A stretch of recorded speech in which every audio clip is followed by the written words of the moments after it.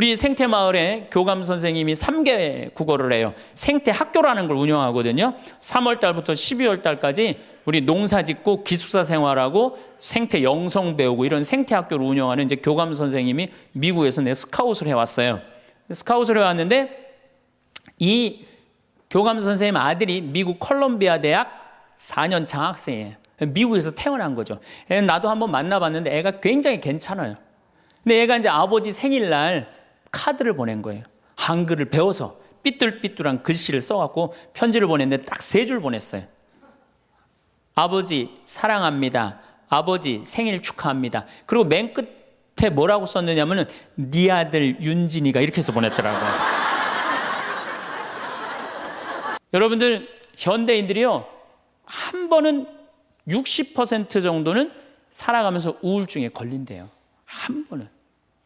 여기 계신 분들 중에 지금 군대 가는 아이들 멘탈 테스트를 해보면요 한 50% 이상이 한 번은 제정신이 아닌 상태래요. 멘탈 테스트를 해보면은. 그러니까 여기 계신 분 2분 중에 한 분은 지금 제정신이 아닌 거예요. 반은 제정신 아닌 상태로 지금 앉아 있는 거예요. 신부님 저는 제정신인 것 같은데요. 그분은 완전히 도루 신분이에요. 여러분들 외로우세요? 안 외로우세요? 안 외로워요? 안 외로운 분들이 계세요? 외롭죠? 사실은 여기 계신 분들 중에 단 한 분도 안 외로우신 분은 없어요. 예, 아무리 행복한 사람이라도 문득 외로울 때가 있어요. 아무리 행복한 사람이라도. 여러분들 낙엽이 막 떨어지고 막 바람에 그냥 낙엽이 스산하게 막 날릴 때 그거 보면은 마음이 왠지 좀 쓸쓸하고 외롭지 않으세요? 예. 한 입을 덮고 사는 남편이 어느 날 그냥 등 돌리고 말도 안 하고 그냥 그러고 있으면은 외로워요, 안 외로워요? 우리 인간은요 고독할 수밖에 없어요. 우리 인간은. 최진실 씨는 죽기 얼마 전에 인터뷰를 할 때 뭐라고 그랬느냐면 20년 동안 연애 생활을 하는 20년 동안 단 하루도 안 외로운 날이 없었다고 그랬어요. 그 외로움이 20년을 축적을 해서 결국은 죽음에 이른 거죠. 여러분들 내가 병이 들어갖고 이제 막 죽기 일보 직전이야. 그래갖고 남편한테 여보 나 죽으면 당신 어떻게 할 거야? 근데 남편이 난 당신 없으면 못 살아. 당신 없으면 난 따라 죽을 거야. 그럼 여러분들 그 말 들어도 좋아요, 안 좋아요? 좋죠? 아, 나 죽는데 따라 죽는다는데 얼마나 마음 위로가 돼요. 근데 사실 따라 죽을 수 있는 남편 몇 명이나 될 것 같아요, 여러분들 죽으면은? 없어요? 어쨌든 아무리 행복론을 강의했던 그 당사자도 그 병이라는 그 고통에 이기질 못했던 거죠. 그 예수님은 외로웠겠어요? 안 외로웠겠어요? 예수님도 외로웠어요. 예수님이요, 이 뭐라고 그러셨냐면 오늘 루카복음에 말씀이 나오지만은 예수님이 갈릴레아에서 예루살렘으로 올라가는데 중간에 사마리아라는 지역을 지나가면 지름길로 가세요. 그러니까 그 사마리아라는 동네를 딱 들어가려고 그러니까 사마리아 사람들이 예수님이 예루살렘에, 이 사마리아하고 예루살렘 사람들은 원수지간이에요. 그러니까 우리 동네를 지나서 예루살렘에 올라가는 걸 용납을 안 하세요. 용납을 안 합니다, 사마리아 사람들이. 그래서 우리 마을에 못 들어오게 해요. 그러니까 그냥 야고보하고 요한이 너무너무 화가 나갖고 뭐라고 그랬냐면 주님 하늘에서 불을 내려다가 살라버릴까요? 그냥 불질러 버린다는 거죠. 우리를 안 받아들이니까. 그런데 예수님이 그들을 꾸짖고 돌아가세요. 그 마을을 돌아가시고 난 다음에 그 마을 지나서 이런 말씀을 하세요. 하늘의 새도 보금자리가 있고 여우도 굴이 있지만 사람의 아들은 머리 둘 곳조차 없다. 이렇게 말씀하세요. 아니 온 세상의 임금님이신 예수님조차도 이 세상에서 사시면서 뭐라고 그랬어요? 하늘의 새도 보금자리가 있고 여우도 굴이 있는데 사람의 아들은 머리 둘 곳조차 없다. 예수님도 외로우셨는데 여러분들이 뭐라고 안 외로워요? 네. 본당 신부님들이 가끔 사제가 돼서 본당 사목을 하다가 교우들하고 갈등을 일으켜요. 갈등을 일으키는데 교우들이 본당 신부님 본당에서 몰아낸다고 주교님한테 막 투서하고 막 연판장 막 돌리고 그럴 때 그 사제는 외로울까 안 외로울까요? 외롭죠. 왜? 정말로 하느님 나라를 위해서, 하느님의 교회를 위해서, 그 교회의 구성인 교우들을 위해서 장가도 안 가고 말이야, 혼자 독신으로 그 교우들을 위해서 온전히 삶을 봉헌했는데, 그 교우들이 자기를 몰아낸다, 자기를 투소한다, 정말로 모든 걸 바쳤는데 그 바친 당사자들이 자기를 미워할 때 사제는 고독할까요? 안 고독할까요? 고독할 수밖에 없어요. 예수님 역시 가난하고 불쌍한 이들을 위해서 착한 일을 하는데도 유다인들은 예수님께 돌을 집어 던지려고 그래요. 예수님을 미워했어요. 그래서 요한복음 7장을 보면은 예수님이 5천 명을 먹이고 막 기적을 일으키다가 사람들이 마음이 바뀌어갖고 예수님을 죽이려고 그래요. 그러니까 예수님이 요한복음 7장 1절에 뭐라고 그러냐면은 유다를 다니지 않고 갈릴레아에 숨어 다녔다고 그래요. 숨어 다녔다고. 드러나지 않게 다니십니다. 왜? 그들이 당신을 미워하는 걸 아시고 예수님이 드러나지 않아요. 그러니까 너무너무 사랑하는데 나를 미워하면은 여러분들 쓸쓸할 것 같아요? 안 쓸쓸할 것 같아요? 여러분들 남편을 내가 너무너무 사랑해. 남편을 너무너무 사랑하는데 남편이 나를 미워해. 내가 남편을 너무너무 좋아하는데 남편이 나를 미워해. 그러면은요, 그거 고독은요, 이루 말할 수가 없어요. 우리가 언제 주로 살아가면서 고독할까요? 첫 번째 외로움을 느끼는 것은 사랑하는 사람에게서 버림받았을 때 외로움을 느낀다 그래요. 사랑하는 사람. 부모님한테 버림받은 사람들 많죠. 부모님한테 버림받은 사람들 얼마나 많아요. 요즘 보육원에 그냥 자기 아이 버리고 그냥 가는 부모님들 얼마나 많아요. 그리고 이혼하고 그냥 엄마가 보따리 싸들고 그냥 도망가는 엄마들 얼마나 많아요. 그런 아이들 상처가 얼마나 크겠어요. 세상에 천하에 엄마가 나를 버렸다, 아버지가 나를 버리고 갔다, 그들의 마음의 상처는 이루 말할 수가 없죠. 또 사랑하는 애인이 배반하고 가버렸어. 사랑하는 애인이 배반하고 가버렸어. 그러면은 아파요, 안 아파요? 아프죠? 친구가 나를 배반하고 가버렸어. 이거 굉장히 괴로운 거예요. 내가 정말로 너무너무 사랑하는데 결혼하고 싶은 정말로 남자가 있어. 근데 부모님이 반대해갖고 헤어져야 돼. 아파요, 안 아파요? 굉장히 아파죠. 그래서 심지어 그 위대한 다윗도 아들 압살롬이 반란을 일으켜요. 아들이 압살롬이라는 아들이 있는데 반란을 일으켜갖고 다윗이 도망 나갑니다. 예루살렘에서 그냥 급히 도망을 나가면서 이런 시를 불러요. 시편 3편에 주님, 저를 괴롭히는 자들이 어찌리 많습니까? 저를 거슬러 일어나는 자들이 많기도 합니다. 하느님께서 저자를 구원하실성 싶으냐? 저를 빈정대는 자들이 많기도 합니다. 이런 얘기를 해요. 그러니까 다윗도 결국은 누구한테 버림을 받기 시작하냐면 아들한테 버림을 받아요. 그리고 결국은 그 아들은 요압이라는 다윗의 총사령관한테 표창에 맞아 죽고. 그러니까 얼마나 아프겠어요. 인간은 어떤 종류의 인간이든지 이런 아픔 속에서 살아갈 수밖에 없다. 사랑하는 사람을 만날 수 없다는 사실, 숨을 쉴 수조차 힘든 거죠. 이거를 불가에서는 뭐라고 그러냐면 애별리고라고 그래. 애별리고. 사랑하는 사람하고 헤어지는 고통. 이게 가장 큰 고통이라고 그래요. 우리 신학생들 참 나는 우리 신학생들만 보면은요, 너무너무 거룩하고 아름답고 순결해요. 고등학교 3학년 딱 졸업하고 얼마나 하고 싶은 게 많겠어요. 그런데 하느님의 나라를 위해서 신학교 딱 들어갔단 말이야. 그러면 신학교 1, 2학년들 보면요, 너무너무 순수하고 아름다워 보여요. 나만 아름다워 보이겠어요? 여러분들 보면 이쁘겠어, 안 이뻐? 우리 신학생 1, 2학년 학사님들 보면 이쁘죠? 여러분들만 이쁘겠어요? 20살, 21살 된 여자아이들은 이쁠 것 같아요, 안 이쁠 것 같아요? 신학생들이 너무너무 매력이 있잖아요. 그래갖고 가까이 가고 싶고 자꾸 만나고 싶단 말이야. 고등학교 때까지는 공부하다가 모르다가 그냥 신학생들도 딱 신학생이 돼갖고 그냥 이쁜 아가씨가 자꾸 옆에 있으면 마음이 끌릴 것 같아요, 안 끌릴 것 같아요? 끌릴 수밖에 없어요. 사람은요, 어쩔 수가 없어요. 그래갖고 한 2년 만나다 보면은요, 이게 이때부터 갈등하기 시작하는 거예요. 내가 사제가 돼야 되는데 왜 자꾸 저 여자한테 마음을 빼앗기나?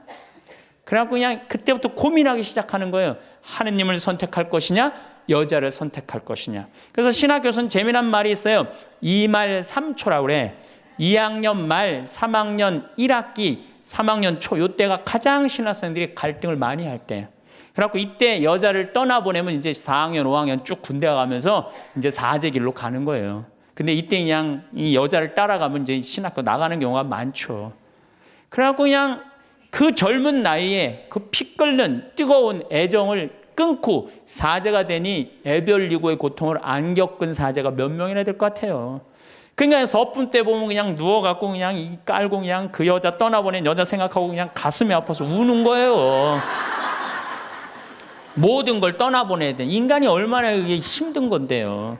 그러니까 여러분들 신부님들한테 잘하세요. 괜히 주교님한테 편지 쓰고 그러지 마시고.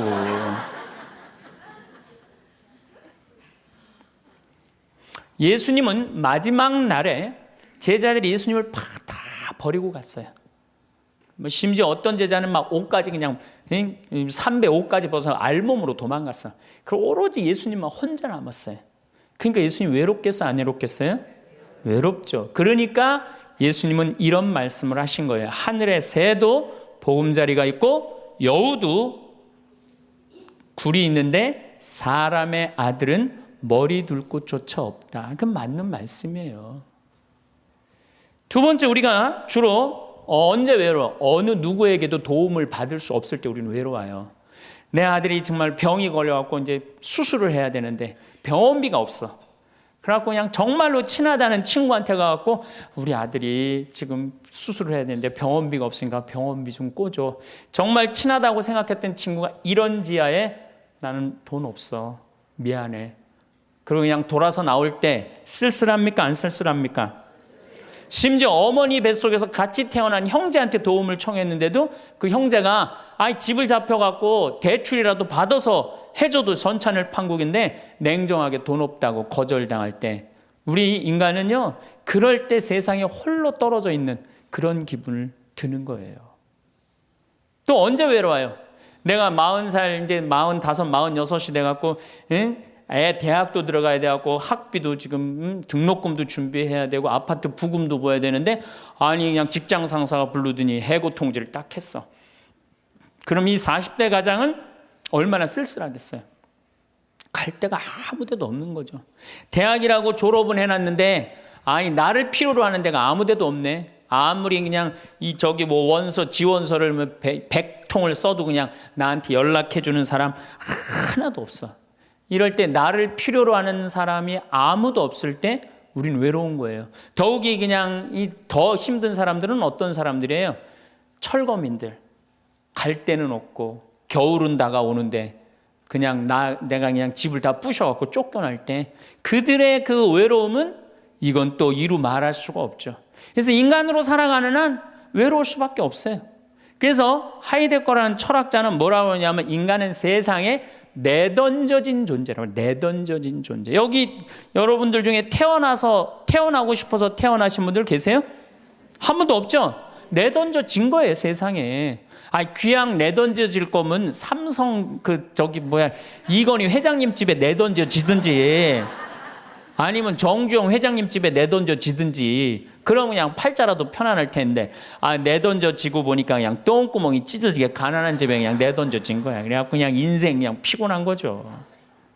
그리고 귀양 태어날 거면은 장동건이나 고소영 씨처럼 얼굴이 잘생기거나 이쁘게라도 태어나면은 얼굴로라도 먹고 사는데 또 가난한 집에 내던져졌는데 얼굴은 또 씹다 뱉은 수제비 같이 생겨버렸네. 요즘은 그냥 막 텔레비전 막 이런 시대 아니에요. 그래갖고 그냥 키 크고 잘생기고 막 이런 거에 그냥 뭐든지 그냥 사람들이 그냥 눈이 멀어 있잖아요. 근데 그냥 생긴 건 씹다 뱉은 수제비 같이 그냥 이렇게 살아가는 사람들은 인생을 힘들게 살아갈 수밖에 없다는 거예요. 그런데 그런 사람들이 95%가 그렇다는 거예요. 95%. 저나 여러분이나 내가 항상 하는 얘기지만 내 얼굴 이거 씹다 뱉은 수제비 같이 생겨갖고 이거 얼굴로 먹고 살기는 틀린 거죠. 다 평범하게 태어나는 거죠. 또 우리 언제 외로워요? 말이 안 통할 때 외로워요. 남편하고 말이 안 통할 때, 자식하고 말이 안 통할 때, 특별히 가족 간에 말이 안 통할 때 참 외로워요. 제가 미국에 강의를 한 2년 동안 이렇게 쭉 다녀보니까 깜짝 놀라는 일이 있어요. 엄마 아빠는 영어를 못하고 애들은 영어만 하는 거예요. 그러니까 애들은 그냥 막 영어를 너무너무 잘하고 애들 하는 말을 엄마 아빠가 못 알아듣는 거예요. 그러니까 엄마 아빠하고 말이 안 통하는 거 애들하고 기본적인 거 밥 먹어라 학교 갔다 와라 이거 외에는 말이 안 통하는 애들이 참 많더라고요. 정말로 그건 이제 점점 외로워지는 거죠. 우리 생태마을에 교감 선생님이 3개 국어를 해요. 생태학교라는 걸 운영하거든요. 3월 달부터 12월 달까지 우리 농사 짓고 기숙사 생활하고 생태 영성 배우고 이런 생태학교를 운영하는 이제 교감 선생님이 미국에서 스카웃을 해왔어요. 스카웃을 해왔는데 이 교감 선생님 아들이 미국 콜롬비아 대학 4년 장학생이에요. 미국에서 태어난 거죠. 나도 한번 만나봤는데 애가 굉장히 괜찮아요. 근데 얘가 이제 아버지 생일날 카드를 보낸 거예요. 한글을 배워서 삐뚤삐뚤한 글씨를 써갖고 편지를 보냈는데 딱 3줄 보냈어요. 아버지 사랑합니다. 아버지 생일 축하합니다. 그리고 맨 끝에 뭐라고 썼느냐면은 네 아들 윤진이가 이렇게 해서 보냈더라고요. 말이 안 통하는 거지. 말이 안 통하는 거지. 한국에서 보면은 그런데 이게 미국 사회에서만 서로 말이 안 통하는 게 아니야. 한국에서도 퇴근을 했는데 부인이 남편을 투명인간 취급하는 부인들 많아요. 들어오거나 말거나 말도 안 하고 그냥 밥 차려놨으니까 먹으라고 그러고 사람 그냥 투명인간 취급하는 경우 많죠. 그렇죠? 자식들도 집에 와서 엄마 아버지한테 다소곳하게 하지 않고 자기 방에 쑥 들어가고 하루 종일 한 가족이 집에 살면서 5분 이상 대화를 안 한다는 거 아니에요. 이게 말이 안 통하니 이 집이 외롭겠어요? 안 외롭겠어요? 모이면 하루에 있었던 일 얘기하고 서로 그냥 다정하게 대화를 나눠야 되는데 우리가 지금 말이 안 통해 서로. 그 외로울 수밖에 없죠. 또 언제 외로워요? 이게 이제 저하고 여러분들하고 공통적으로 느끼는 거예요. 늙어가는 걸 느낄 때. 내가 뭔가 하나씩 뺏겨가는 걸 느낄 때 그때 외로워요. 내 젊음이 하나하나 떨어져 가는구나. 제가 굉장히 눈이 좋았어요. 1.5, 어떨 땐 2.0까지 나왔어요. 근데 요즘 핸드폰에 메시지가 오면은 일단은 내가 인상을 써요. 인상을 쓰고 이렇게 멀리 보기 시작해. 안 보이는 거 글자가. 심지어는 내 동창들은요 돋보기를 쓰는 동창들도 있어요. 벌써. 그래서 너 왜 돋보기를 쓰냐고 하니까 노안이 와갖고 신문이 안 보이는 거예요. 그 돋보기를 쓰고 있는 동창을 보면요 슬프더라고요. 늙어가니까. 제가 젊었을 때 몸에 테스토스테론이 흘러 넘쳤어요. 진짜 남자다웠어요. 그래갖고 내가 눈물이라고는 한 방울도 안 흘렸어요. 얼마나 눈물을 안 흘리냐면 고등학교 2학년 때 우리 어머니 아버지가 내가 신학교 들어가기 전까지는 성당에 안 다니셨어요. 그러니까 이해가 안 됐잖아요. 반대한다고 어머니가 막 약 먹고 자살하고 막 정말로 아버지가 그 막 죽어가는 어머니를 막 끌어안고 저를 보고 뭐라고 그랬느냐면 울면서 제발 신학교 안 간다는 소리 좀 해라. 내가 그랬는데도 눈물 한 방울 안 흘린 놈이에요 내가. 물론 우리 어머니 아직도 안 돌아가셨어요. 아직도 안 돌아가시긴 했는데. 그런데 내가 나이가 46인데 이상한 일이 벌어졌어요. 내 몸에서 이제 테스토스테론은 안 나오고 남성 호르몬은 안 나오고 에스트로겐 여성 호르몬이 나오는 모양인 것 같아요. 지난 2월 달에 우리 김연아 선수가 동계올림픽 금메달 땄잖아요. 따갖고 그냥 더욱이 또 우리 세례 받았잖아. 근데 내 딸이 그냥 금메달 따갖고 그냥 동해물가 올라가는데 그냥 그 묵주 반지가 딱 보이는데 눈물 한 방울 딱 떨어지는데 아니 김연아 선수 눈물 한 방울 떨어지는데 왜 내 눈에서 눈물 10방울이 떨어져?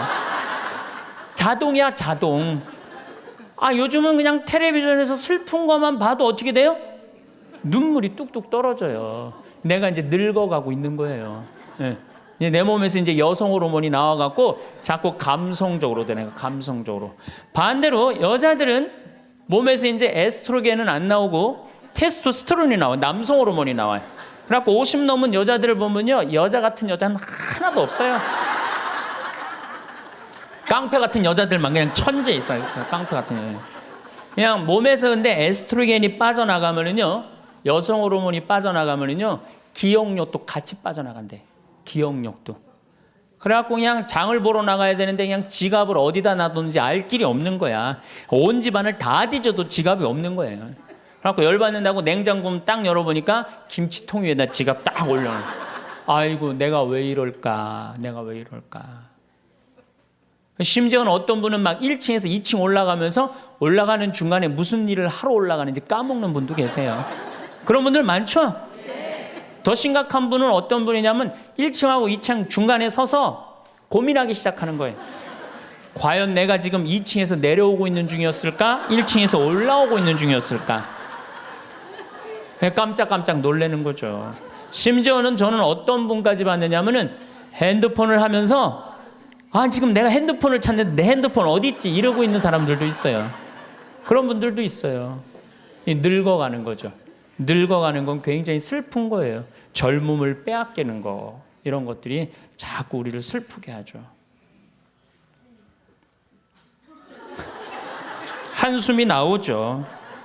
더욱이 아줌마들은요, 40이 넘으면 확 갑자기 몸에 얼굴이 열이 확 올라왔다가 열이 확 식었다가, 그러죠? 감정의 기복도요, 막 기뻤다가 슬펐다가 분명해요. 울었다 웃었다가 분명해요. 그러면 자식 붙잡고 네가 인생을 어떻게 살라고 그러냐고 막 울다가 갑자기 그냥 성당 친구가 전화 오면은 언제 그랬냐는 듯이 내가 오늘 신부님을 강의를 들었는데 너무 재밌다고 막 깔깔깔깔거리고 막. 그러면 아들이 딸이 엄마 도대체 왜 그래? 이 소리를 들으면요, 여러분들은 심각하게 늙어가고 있는 거예요. 엄마 도대체 왜 이래? 내가 이제 늙어가는 거죠. 그럴 때 우리 인간은 외로움을 느낀다는 거죠. 우리가 언제 외로울까요? 아플 때 외롭다 그래요. 아플 때. 구약의 유명한 욥은 온몸에 종기가 나서 사람들이 자기를 무시할 때 이런 노래를 부릅니다. 내 형제들은 내게서 멀어지고 내 친구들은 남이 되어 버렸다네. 친척과 친지들은 떨어져 나가고 집안 식객들은 나를 잊었으며 계집종들은 나를 낯선 자로 여기니 저들 눈에 나는 이방인이 되었다네. 내 입김은 아내에게 메스껍고 내 몸에 나는 악취를 자식들에게 풍긴다네. 어린 것들조차 나를 업신여기고 내가 일어서려고만 해도 나를 두고 비아냥거리네. 내게 가까운 동아리도 모두 나를 역겨워하고 내가 사랑하는 자들도 내게 등을 돌리는구려. 이 아픔은요, 이게 우리 인간이 아직 가장 서러울 때가 아플 때예요. 그건 내 남편도 필요 없고 자식도 필요 없을 때가 굉장히 많죠. 그렇죠? 아플 땐 그래요. 어떤 분이 그런 얘기를 하더라고요. 나하고 나이가 비슷한 분인데 자기가 고등학교 때 엄마가 참 자기를 사랑했는데도 불구하고 하루는 굉장히 토했대요. 근데 밤새 토했는데 엄마가 나 토하는 걸 아는데도 문 한 번 안 열어봤을 때 그렇게 외롭고 쓸쓸하고, 지금도 그 20몇 년 전 그 생각을 하면은 지금도 외롭고 섭섭하다는 거예요. 그러니까 우리가 가장 서러움을 많이 느낄 때, 언제 서러움을 많이, 아플 때, 나한테 무심하게 대할 때 우리가 서러움을 많이 느낀다는 거죠. 그래서 시편 69편에 이런 얘기가 있어요. 하느님, 저를 구하소서. 목까지 물이 들어찼습니다. 깊은 수렁 속에 빠져 발 디딜 데가 없습니다. 물속 깊은 곳으로 빠져 물살이 저를 지칩니다. 소리 지르느라 지치고 저의 목도 쉬었습니다. 저를 까닭 없이 미워하는 자들이 제 머리카락보다 많습니다. 제가 빼앗지도 않았는데 물어내라 합니다. 저는 제 형제들에게 남이 되었고 제 어머니의 소생들에게 이방인이 되었습니다. 물살이 저를 지치지 못하고 깊은 물이 저를 집어삼키지 못하며 심연이 저를 삼켜 그 입을 다물지 못하게 하소서. 인간은 이렇게 누구나 다 힘들고 외롭다는 거예요. 하다못해 같은 이불을 덮고 사는 남편도 내 마음 몰라주고 나 비난하고 몰아세울 때 우리는 외롭고 고독해서 극단적인 방법을 선택하기도 해요.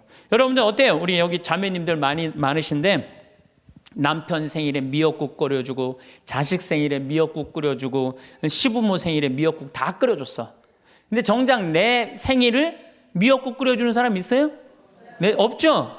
그래도 내 생일인데 그래도 그냥 생일이니까 그냥 미역국 자기가 이제 끓이는 거야. 근데 아무도 몰라. 미역국 왜 끓였어? 그리고 앉아서 먹는데 그냥 그 미역국을 떠서 먹는데 눈물이 뚝뚝 미역국에 떨어져요? 안 떨어져요? 아무도 나를 몰라줄 때. 그래서 외로움을 많이 느끼는 분들이 여성 주부들이 많이 느낀대요. 애들은 공부하러 학교 다니고 남편은 직장 다니고 빈집을 지키고 있으면 그렇게 쓸쓸하대요. 그래서 이걸 뭐라고 그러냐면은 빈둥지 증후군이 있대요. 빈둥집 증후군.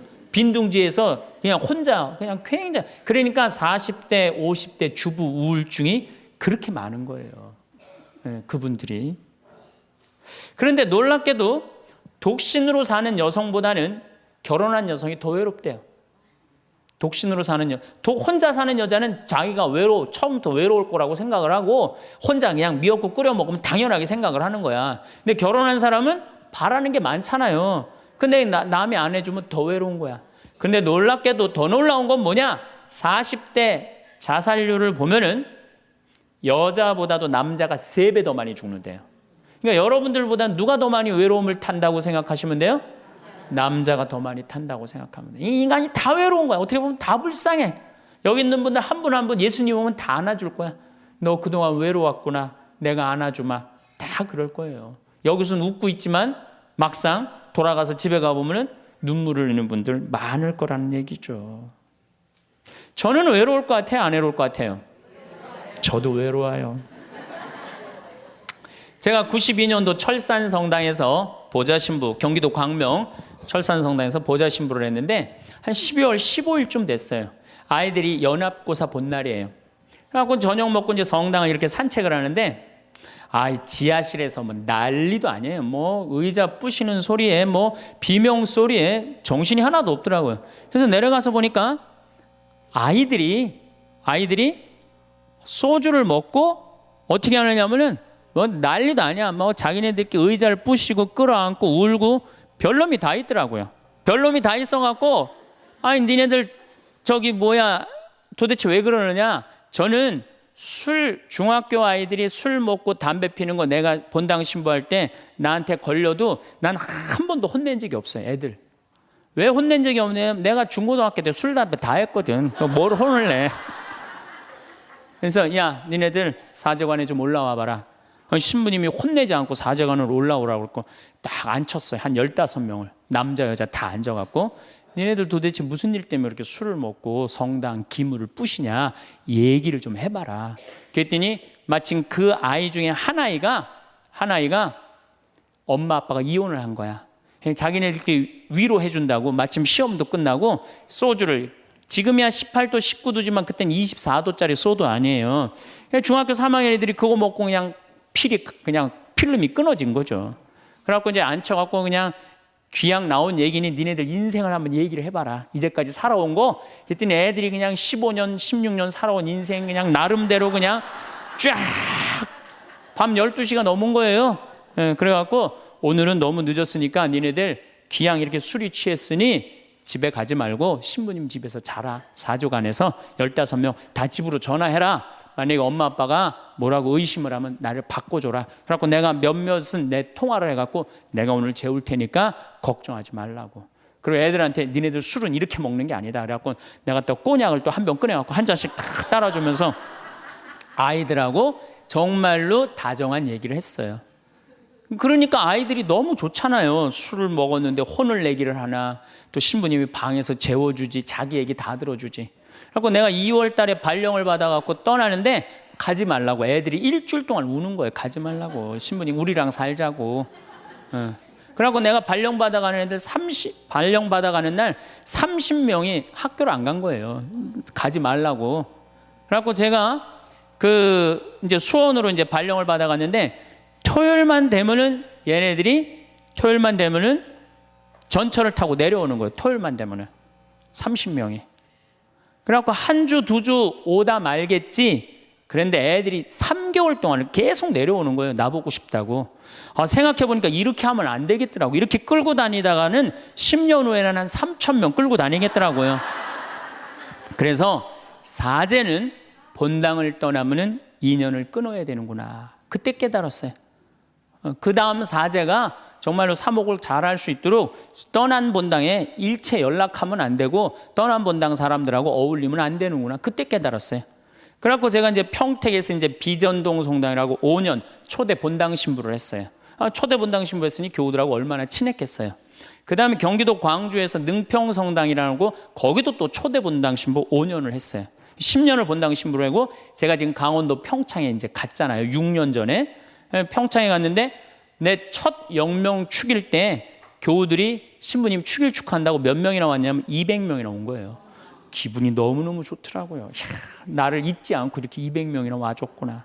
그렇지만 저는 연락은 안 해, 개인적으로. 근데 둘째에 150명으로 줄어들었어요. 내 축일에. 셋째에는 100명으로 줄어들더라고요. 뭐 계속 연락을 안 하니까 넷째 해는 50명으로 줄어들었어요. 작년에는 30명으로 줄어들더니 올해 내 축일에는 17명이 딱 앞에 그냥 쭉 한 줄 앉아 있는데 외롭더라고요. 근데 사실은 그 200명에서 17명까지 줄어들 때 누가 연락을 안 하고 산 거예요? 내가 연락 안 하고 산 거예요. 사실은 그 외로움을 누가 먼저 만들었냐면 내가 먼저 만드는 거예요. 여러분들 외로운 분들 보면은요, 사실은 어떻게 보면은 다 본인이 담을 쌓고 살기 때문에 외로운 거지, 본인이 마음에 담을 허물면요 절대 안 외로워요. 근데 담 쌓고 사는 경우 많죠. 형제나 친척이 잘못하면은 내가 니네들하고 연락하고 사나 봐라. 그리고 딱 인연 끊어버리잖아요. 그러니까 우리가 외로움은 점점 우리를 더 힘들게 만들어요. 대한민국 사람들 굉장히 외로운 것 같아요. 대한민국의 명장면이 하나 있어요. 저는 이해가 안 가는 장면 하나 있어요. 대한민국 사람 참 외롭구나, 대한민국 아줌마들이 외롭구나를 느끼는 장면 하나가 있어요. 그게 뭐냐면 연예인들 군대 갈 때예요. 아니, 연예인들 군대 가는데 왜 아줌마 500명이 따라가? 자기 아들 군대 가는 것도 아닌데. 그래갖고 그냥 거기다가 막 기다린다고 그러고. 그러니까 어디 마음을 열어놓을 데가 없는데 그 연예인한테 마음을 열어놓고 사는데 그 연예인 2년 동안 안 보인다고 그러니 얼마나 슬퍼. 그러니까 그 앞에서 우는 거예요. 참 그 슬픈 장면이죠. 이렇게 만만치 않은 인생살이 살아가기 힘들 때 사람들은 극단적인 방법을 택합니다. 너무 외로울 때, 절망이 끝에 달할 때, 키에르케고르라는 철학자는 죽음에 이르는 병을 절망이라고 그래요. 절망. 외로움에서 끝에 아무도 내 옆에 없구나, 이런 절망에 할 때 죽음에 이른다는 거죠. 우리가 여러분들 이 죽음이라는 게 얼마나 무서운 거예요. 어떤 사형수가 교수대에 올라가다가 그 교수대에 올라가는 계단이 썩었나 봐요. 그래갖고 계단에 딱 떨어졌어. 미끄러져갖고 떨어지고 한 말 있잖아요. 하마터면 죽을 뻔했다고. 바로 죽기 직전까지 우리 인간은 무슨 끈을 놓지 않아요? 삶의 끈을 놓지 않아요. 그럼에도 불구하고 죽음을 선택한다는 건 그만큼 괴롭다는 거예요. 그러니까 대한민국이 자살이 많다는 이유는 뭐냐면은 누가 잘못 사는 거냐면 우리가 잘못 사는 거예요. 우리 종교인들이 잘못 살아서 그래요. 아니, 그런 외로운 사람들 위로가 되려고 예수님이 이 세상에 왔는데 우리가 위로가 안 되는 거죠. 그러니까 그냥 끈이 없다고 생각하니까 그냥 목숨을 끊는 거죠. 그러니까 외로운 거는 못난 사람들도 외로움을 느끼지만 어떤 사람들도 외로움을 느껴요? 잘난 사람들도 외로움을 느껴요. 그래서 사람들은 이래요. 나는 미치도록 외롭다. 죽고 싶을 정도로 외롭다는 말을 해요. 미치도록 외롭다는 말. 여러분들 현대인들이요, 한 번은 60% 정도는 살아가면서 우울증에 걸린대요. 한 번은. 여기 계신 분들 중에 지금 군대 가는 아이들 멘탈 테스트를 해보면요, 한 50% 이상이 한 번은 제정신이 아닌 상태래요. 멘탈 테스트를 해보면은. 그러니까 여기 계신 분 두 분 중에 한 분은 지금 제정신이 아닌 거예요. 반은 제정신 아닌 상태로 지금 앉아 있는 거예요. 신부님, 저는 제정신인 것 같은데요. 그분은 완전히 도루신 분이에요. 왜 제정신이 아닌 상태에서 우리가 지금 살고 있느냐? 텔레비전 보면요, 기가 막힌 거 많이 나와요. 보험금 타먹는다고 한 10년 전에 자식 손가락 자른 아버지 생각나시죠? 네. 그리고 얼마 전에는 초등학교, 중학교 애들이 초등학교를 발로 차갖고 그냥 공중에 뜬 거 재밌다고 동영상 찍어갖고 올려놓은, 그 제정신이에요? 제정신 아니에요? 제정신 아니에요.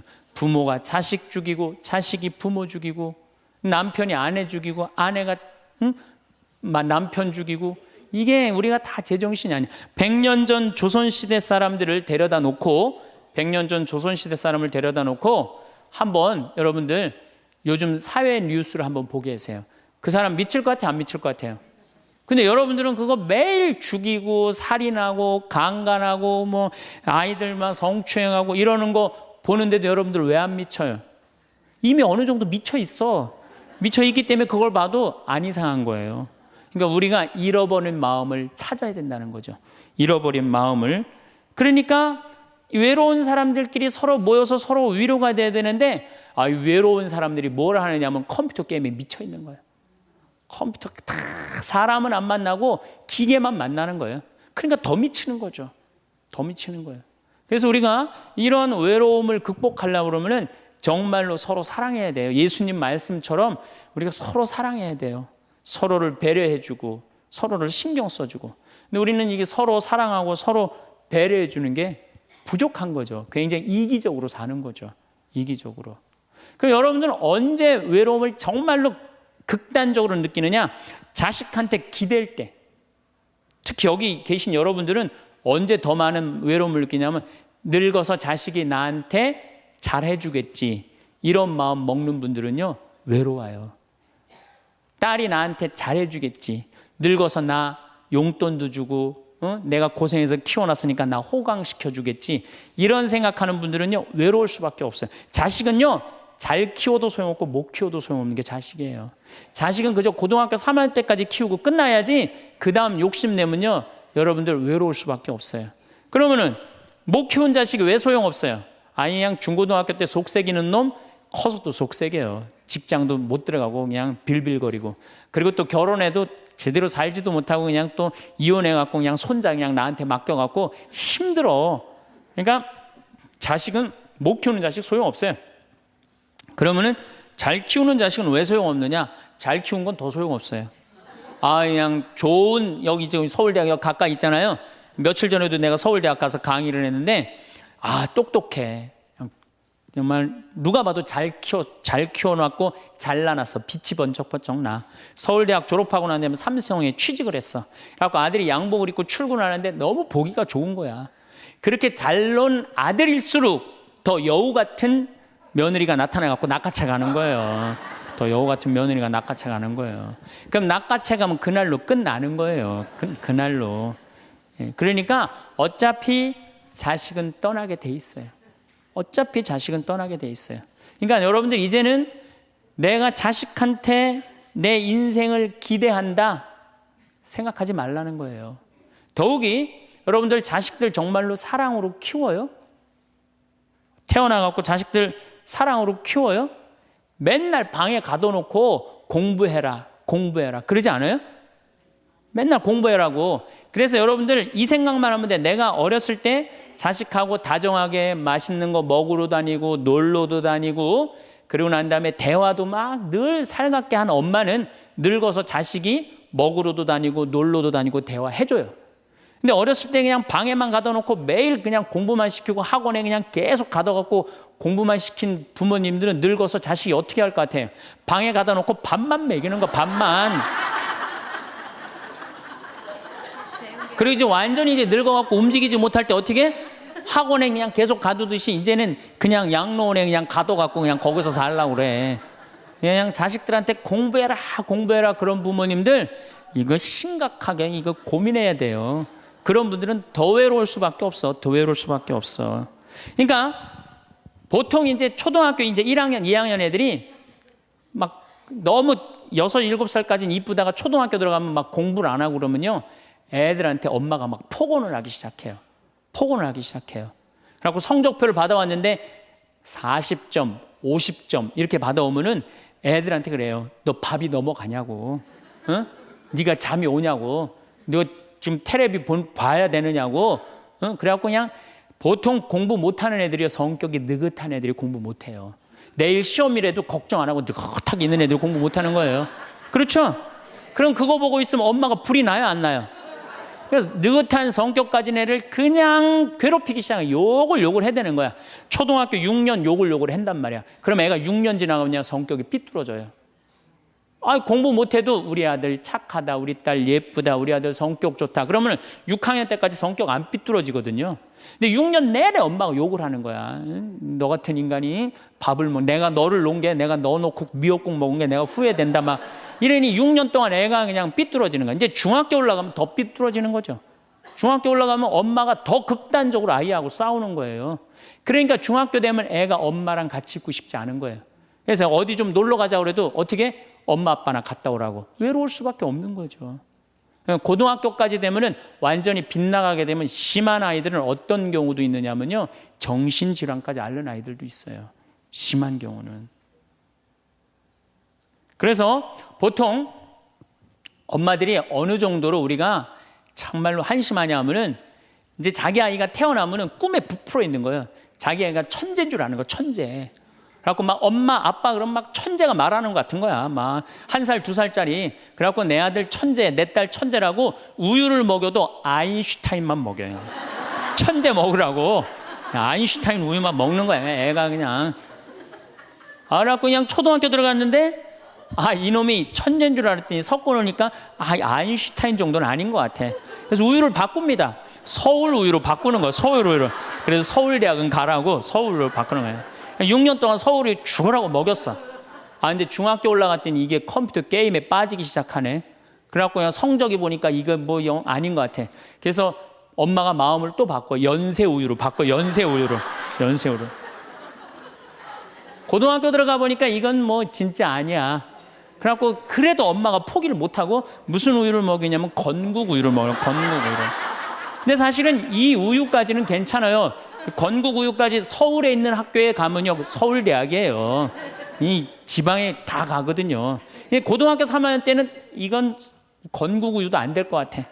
그래갖고 그냥 최종적으로 정말로 애절한 마음으로 먹이는 우유가 뭔지 아세요? 저지방 우유예요. 저지방 우유. 지방대학은 가지 말아라. 여러분들, 얼마 전에 어떤 아이가 자기는 예술고등학교 가고 싶은데 엄마 아빠가 판검사 되라고 어떻게 애를 괴롭힌 거예요. 그러니까 애가 그냥 불을 질러갖고 엄마 아빠 여동생 할머니까지 다 죽었잖아요. 그러니까 여러분들 자식을 정말로 사랑으로 키우느냐 욕심으로 키우느냐 이거 반성해야 돼요. 그렇게 애를 힘들게 키우는데 여러분들 노년이 풍요롭겠어요? 사랑이 없는 거예요. 사랑이. 정말 안타깝죠. 그래서 우리들이 그 아이들이 자기가 능력이 자꾸 깨져가는 걸 느낄 때 우리는 쓸쓸하고 외롭다는 거죠. 그때 누가 위로가 돼야 돼? 엄마들이 위로가 돼. 우리 아들 괜찮아. 정말 착하고 하느님 찬양하고 하느님 사랑하고 매일매일 성실하면 살면 돼. 그걸 전해줄 때 여러분들 노년은 안 외로워요.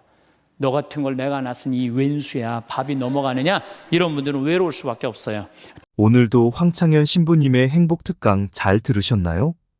이어서 나이 들수록 들으면 도움이 되는 지혜의 말씀을 들려드리겠습니다. 알지 못하면서 아는 채 하는 것은 병이다. 자신이 알지 못하는 바가 있음을 아는 이가 가장 현명하다. 나를 함부로 하는 사람을 물처럼 흘려보내야 한다. 건강하지 못한 관계를 끊어라. 현명하게 싸우는 사람은 화내지 않는다. 현명하게 이기는 사람은 싸우지 않는다. 절대로 적을 만들지 말라. 남과 다투는 것은 손해다. 아무리 똑똑하고 능력이 있더라도 인간관계가 나빠서 실패한 사람이 많다. 어떤 상황에서는 유연하게 대처하는 방법을 익혀야 한다. 굳이 싸워서 적을 만들지 말아라. 성인은 다투지 않는다. 머지않아 밝혀질 거짓말로 남을 회유하며 사는 사람이 너무 많다. 남의 비위를 맞추는 것이 최고의 미덕인 줄 아는 어리석은 사람이 흔하다. 그러나 곧 신뢰를 잃고 사람들 사이에 설 수 없게 된다. 진실한 말은 즐거움을 주지 못한다. 즐거움을 주는 말은 결코 진실되지 못한다. 알면서도 겸손한 것이 최상이고 모르면서도 나서는 것은 병이다. 그것이 병임을 알기에 성인에게는 병이 없다. 자기 자신을 이겨라. 쉬운 일에는 반드시 어려움이 많다. 온갖 유혹과 비겁함이 내 마음을 흔든다. 옳지 못한 선택이 지름길 같이 보일 때도 있다. 하지만 가벼운 것은 반드시 나를 배신한다. 해로운 것을 무시하는 힘으로 스스로 이로운 것을 얻을 수 있다. 남을 아는 사람은 현명한 사람이고 나를 아는 사람은 복이 있는 사람이다. 남을 이기는 자는 힘이 강한 자이며 나를 이기는 사람은 굳건한 자이다. 잘 싸우는 자는 노하지 않고 잘 이기는 자는 싸우지 않는다. 부드러운 것이 세상을 지배한다. 굽히지 못하는 군대로 천하를 다스릴 수 없다. 강한 사람이 되고 싶다면 최선을 다해서 구부려라. 진정으로 옳은 자는 스스로를 드러내지 않는다. 스스로 자랑하는 자는 공이 없다. 스스로 칭찬하는 자는 오래가지 못한다. 이는 한쪽 다리로 오래 서 있는 것이나 마찬가지이다. 부드러움은 반드시 강함을 이긴다. 삶을 받아들여라. 삶에 항복하라. 그러면 삶은 나를 파괴하지 못하고 아무도 나를 이기지 못할 것이다. 사람이 살아있을 때는 부드럽고 약하지만 모든 것은 죽는다. 만물과 초목도 살아있을 때는 부드럽지만 죽고 나서는 뻣뻣해진다. 딱딱하고 강한 것은 죽음에 가깝고 부드럽고 약한 것은 삶의 기운이다. 강한 것은 아래에 머물고 부드러운 것은 위에 있는 것이 순리이다. 스스로 자랑하지 않을 때 오히려 그 이름이 오래 기억된다. 세상 모든 것은 변한다. 이 진리를 깨달으면 세상에 어떤 것도 잡을 필요가 없다. 삶에 집착이 없으니 죽음도 두렵지 않다. 죽음이 두렵지 않으니 어떤 것이든 행할 수 있게 된다. 스스로 깨달음을 얻는 자는 영원한 생명을 얻는다. 큰 걸음으로 걷는 사람은 오래 걷지 못한다. 자신이 옳다고 우기는 사람은 빛나지 못한다. 자신의 관점을 강요하는 사람은 진정한 깨달음에 도달하지 못한다. 자신을 드러내는 사람은 공을 차지하지 못한다. 자신을 내세우는 사람은 지도자가 될 수 없다. 이것은 껍데기나 마찬가지이다. 가장 완전한 것은 결핍된 듯 보인다. 그러나 그 쓰임은 끊어짐이 없고 가장 충만한 것은 비어있는 듯 보인다. 하지만 그 쓰임은 다음이 없다. 가장 고운 것은 굽은 것처럼 보이고 가장 뛰어난 웅변은 어눌한 것처럼 보인다. 남을 잘 부리는 사람은 남 밑에 머무른다. 남에게 나를 맞추지 말라. 나를 깊이 탐구하는 것이 이번 생을 사는 이유이다. 나를 탐구하기에도 생이 너무 짧다.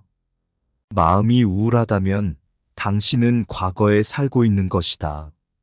마음이 불안하다면 당신은 미래에 살고 있는 것이다.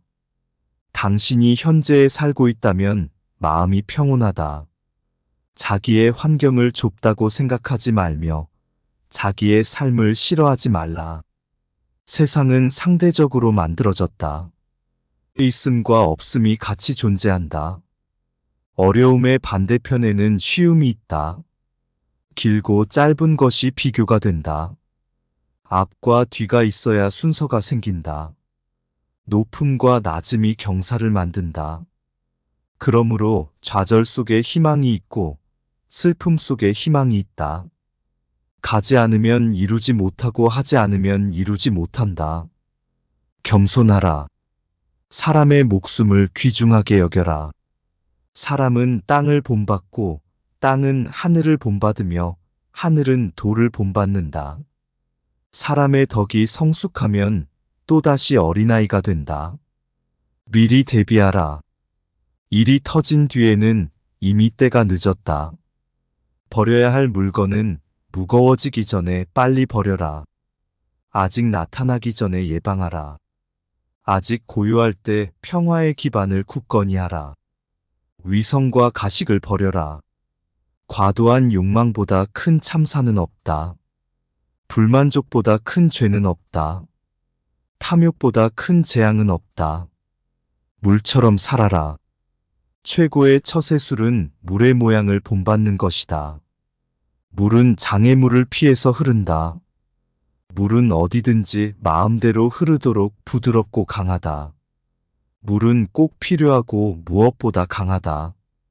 물은 만물에게 혜택을 주면서 스스로를 내세우지 않는다. 그 무엇과도 다투지 않는다. 물은 그 형태가 자유롭다. 동그란 그릇에 담으면 동그랗게 되고 네모난 그릇에 담으면 네모가 된다. 모두가 싫어하는 낮은 곳으로 자연스럽게 흘러간다. 스스로를 뽐내지 않기에 오히려 공을 이룬다. 스스로를 드러내지 않기에 그 존재가 더욱 빛난다. 스스로를 옳다고 여기지 않기에 더 고급스럽다. 스스로 자랑하지 않기 때문에 그 이름이 오래도록 기억된다. 물처럼 끝까지 도전하라. 세상에 물보다 더 약하고 무른 것은 없다. 하지만 거대한 바위 위에 물방울이 계속 떨어지면 결국 구멍이 뚫리고 만다. 약한 것도 힘을 모으면 강한 것을 이긴다. 가장 완전한 것은 어딘가 모자라 보인다. 가장 충만한 것은 텅 비어 있다. 구부러진 것이 온전히 남는다. 물보다 센 것은 없다. 또 물보다 약한 것도 없다. 선한 행동은 사람들 속에서 진정한 친구를 얻게 한다. 바다가 모든 물의 왕이 되는 것은 자신을 낮추기 때문이다. 물은 높은 곳에서 낮은 곳으로 흐른다. 그러므로 사람들 위에 서고자 한다면 반드시 겸손하게 말하고 몸을 낮추어야 한다. 혼자서 빛나고자 노력하지 말고 돌처럼 투박해져라. 나만 뒤처진다고 낙심하지 말라. 나만 빼고 주변 사람들이 대단해 보일 때가 있다. 현란한 겉모습에 절대로 속지 말라. 화려한 색은 사람의 눈을 멀게 한다. 화려한 소리는 사람의 귀를 멀게 한다. 화려한 맛은 미각을 마비시킨다. 화려한 물건은 사람이 어리석게 행동하도록 종용한다. 착한 자는 말에 능하지 않고 말에 능한 자는 착하지 않다. 아름다운 말은 믿음직스럽다. 귀함은 천함을 기본으로 한다. 높음은 낮음에서부터 시작한다. 만족을 모르는 것은 가장 큰 화근이다. 지식은 보물이요, 실천은 보물 상자를 여는 열쇠다. 보석이 아무리 가까이 있어도 내가 팔을 뻗지 않으면 결코 원하는 것을 얻을 수 없다. 가지 않은 길은 절대 이룰 수 없다. 재능은 타고난다. 하지만 대부분은 내 재능이 무엇인지 모르고 평생을 산다. 재능을 알려면 어떻게 해야 하는가? 지금 당장 도전하라. 큰 나무도 작은 가지에서 시작된다. 1층의 탑도 작은 벽돌을 쌓는 것부터 시작한다. 마지막에 이르기까지 처음처럼 주의를 기울이면 무슨 일이든 해낼 수 있다. 많이 아는 자는 떠벌리지 않는다. 도를 도라고 강요하는 순간 그것은 도가 아니다. 나의 실력을 생각하지도 않고 자랑하고 무리하지 말라. 그러면 도리어 그 공이 옅어진다. 자기의 재능을 너무 광신하지 말라. 그러면 마음이 흩어지고 노력이 부족해서 실패하기 쉽다. 성인은 자기가 알고 있는 것을 나누는데 인색하지 않다. 남을 아는 사람은 지혜로운 사람이다. 나를 아는 사람은 더욱 명석한 사람이다. 남을 이기는 자는 힘이 있는 사람이다. 나 스스로를 이기는 자는 더욱 강한 자이다. 뛰어난 상인은 좋은 상품이 있더라도 아무것도 가지지 않은 것처럼 행동한다. 언변이 뛰어난 사람은 눌변처럼 들린다. 가장 뛰어난 기교는 서툴게 보이게 꾸미는 것이다. 움직이면 추위를 이길 수 있다. 가만히 있으면 더위를 이길 수 있다. 덕이 많은 사람은 금은 보화로 존중받기를 원하지 않는다. 공을 이루면 몸은 물러나야 한다. 내가 이룬 공 속에 살 생각을 하지 말라. 진실의 말을 굳이 화려하게 장식하지 말라. 화려한 말은 진실이 없는 법이다. 덕을 쌓는 것이 습관이 되어야 한다. 덕을 많이 쌓은 사람은 억제하지 못할 것이 없다. 끝맺음을 처음처럼 하면 실패가 없다. 생각을 조심하라 생각이 말이 된다. 말을 조심하라 말이 행동이 된다. 행동을 조심하라 행동이 습관이 된다. 습관을 조심하라 습관이 인격이 된다. 인격을 조심하라 인격이 운명을 만든다. 인위적으로 도덕이나 생활 태도를 규제하는 것은 인위적인 틀에 불과하다. 강요하면 할수록 인간의 본성이 손실된다.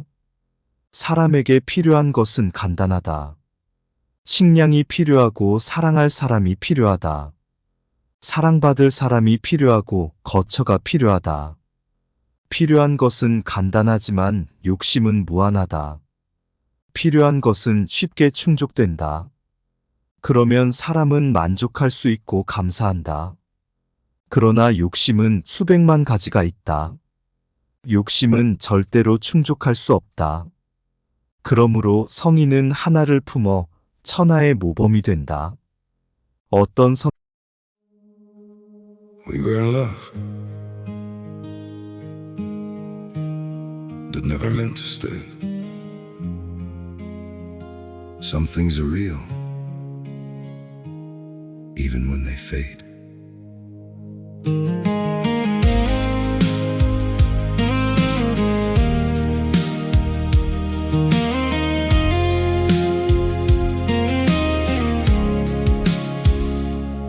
I used to think if we kept holding on, we could bend the truth somehow. But love can't fight what's pulling us apart, and it's breaking us down now.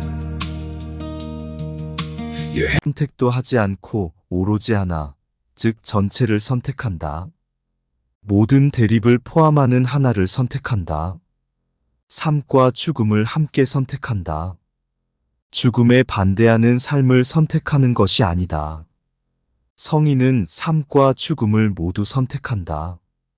증오에 대항하는 사랑을 선택하지 않는다. 사람과 증오를 함께 선택한다. 성인은 전체를 선택하고 세상의 모범이 된다. 그가 모범이 되려고 의도한 것이 아니다. 스스로 생겨난 현상이다. 주위의 소중한 분들에게도 공유해 주시면 좋을 것 같습니다. 한 번 더 들으시면 가슴에 더욱 새겨질 것입니다. 반복 재생합니다. 여러분들 외로우세요? 안 외로우세요? 안 외로워요? 안 외로운 분들이 계세요? 외롭죠? 사실은 여기 계신 분들 중에 단 한 분도 안 외로우신 분은 없어요. 예, 아무리 행복한 사람이라도 문득 외로울 때가 있어요. 아무리 행복한 사람이라도. 여러분들 낙엽이 막 떨어지고 막 바람에 그냥 낙엽이 스산하게 막 날릴 때 그거 보면은 마음이 왠지 좀 쓸쓸하고 외롭지 않으세요? 예. 한 입을 덮고 사는 남편이 어느 날 그냥 등 돌리고 말도 안 하고 그냥 그러고 있으면은 외로워요, 안 외로워요? 우리 인간은요, 고독할 수밖에 없어요. 우리 인간은. 최진실 씨는 죽기 얼마 전에 인터뷰를 할 때 뭐라고 그랬느냐면 20년 동안 연애 생활을 하는 20년 동안 단 하루도 안 외로운 날이 없었다고 그랬어요. 그 외로움이 20년을 축적을 해서 결국은 죽음에 이른 거죠. 여러분들, 내가 병이 들어갖고 이제 막 죽기 일보 직전이야. 그래갖고 남편한테 여보 나 죽으면 당신 어떻게 할 거야? 근데 남편이 난 당신 없으면 못 살아. 당신 없으면 난 따라 죽을 거야. 그럼 여러분들 그 말 들어도 좋아요, 안 좋아요? 좋죠? 나 죽는데 따라 죽는다는데 얼마나 마음 위로가 돼요. 근데 사실 따라 죽을 수 있는 남편 몇 명이나 될 것 같아요, 여러분들 죽으면은? 없어요? 어쨌든 아무리 행복론을 강의했던 그 당사자도 그 병이라는 그 고통에 이기질 못했던 거죠. 그 예수님은 외로웠겠어요? 안 외로웠겠어요? 예수님도 외로웠어요. 예수님이요, 이 뭐라고 그러셨냐면, 오늘 루카복음에 말씀이 나오지만은 예수님이 갈릴레아에서 예루살렘으로 올라가는데 중간에 사마리아라는 지역을 지나가면 지름길로 가세요. 그러니까 그 사마리아라는 동네를 딱 들어가려고 그러니까 사마리아 사람들이, 예수님이 예루살렘에, 이 사마리아하고 예루살렘 사람들은 원수지간이에요. 그러니까 우리 동네를 지나서 예루살렘에 올라가는 걸 용납을 안 하세요. 용납을 안 합니다, 사마리아 사람들이. 그래서 우리 마을에 못 들어오게 해요. 그러니까 그냥 야고보하고 요한이 너무너무 화가 나갖고 뭐라고 그랬냐면, 주님, 하늘에서 불을 내려다가 살라버릴까요? 그냥 불질러 버린다는 거죠. 우리를 안 받아들이니까. 그런데 예수님이 그들을 꾸짖고 돌아가세요. 그 마을을 돌아가시고 난 다음에, 돌아가고 난 다음에 그 마을 지나서 이런 말씀을 하세요. 하늘의 새도 보금자리가 있고 여우도 굴이 있지만 사람의 아들은 머리 둘 곳조차 없다. 이렇게 말씀하세요. 아니, 온 세상의 임금님이신 예수님조차도 이 세상에서 사시면서 뭐라고 그랬어요? 하늘의 새도 보금자리가 있고 여우도 굴이 있는데 사람의 아들은 머리 둘 곳조차 없다. 예수님도 외로우셨는데 여러분들이 뭐라고 안 외로워요? 네. 본당 신부님들이 가끔 사제가 돼서 본당 사목을 하다가 교우들하고 갈등을 일으켜요. 갈등을 일으키는데 교우들이 본당 신부님 본당에서 몰아낸다고 주교님한테 막 투서하고 막 연판장 막 돌리고 그럴 때 그 사제는 외로울까 안 외로울까요? 외롭죠. 왜? 정말로 하느님 나라를 위해서, 하느님의 교회를 위해서, 그 교회의 구성인 교우들을 위해서 장가도 안 가고 말이야, 혼자 독신으로 그 교우들을 위해서 온전히 삶을 봉헌했는데 그 교우들이 자기를 몰아낸다, 자기를 투소한다, 정말로 모든 걸 바쳤는데 그 바친 당사자들이 자기를 미워할 때 사제는 고독할까요? 안 고독할까요? 고독할 수밖에 없어요. 예수님 역시 가난하고 불쌍한 이들을 위해서 착한 일을 하는데도 유다인들은 예수님께 돌을 집어 던지려고 그래요. 예수님을 미워했어요. 그래서 요한복음 7장을 보면은 예수님이 5천 명을 먹이고 막 기적을 일으키다가 사람들이 마음이 바뀌어갖고 예수님을 죽이려고 그래요. 그러니까 예수님이 요한복음 7장 1절에 뭐라고 그러냐면은 유다를 다니지 않고 갈릴레아에 숨어 다녔다고 그래요. 숨어 다녔다고. 드러나지 않게 다니십니다. 왜? 그들이 당신을 미워하는 걸 아시고 예수님이 드러나지 않아요. 그러니까 너무너무 사랑하는데 나를 미워하면은 여러분들 쓸쓸할 것 같아요? 안 쓸쓸할 것 같아요? 여러분들 남편을 내가 너무너무 사랑해. 남편을 너무너무 사랑하는데 남편이 나를 미워해. 내가 남편을 너무너무 좋아하는데 남편이 나를 미워해. 그러면은요, 그거 고독은요, 이루 말할 수가 없어요. 우리가 언제 주로 살아가면서 고독할까요?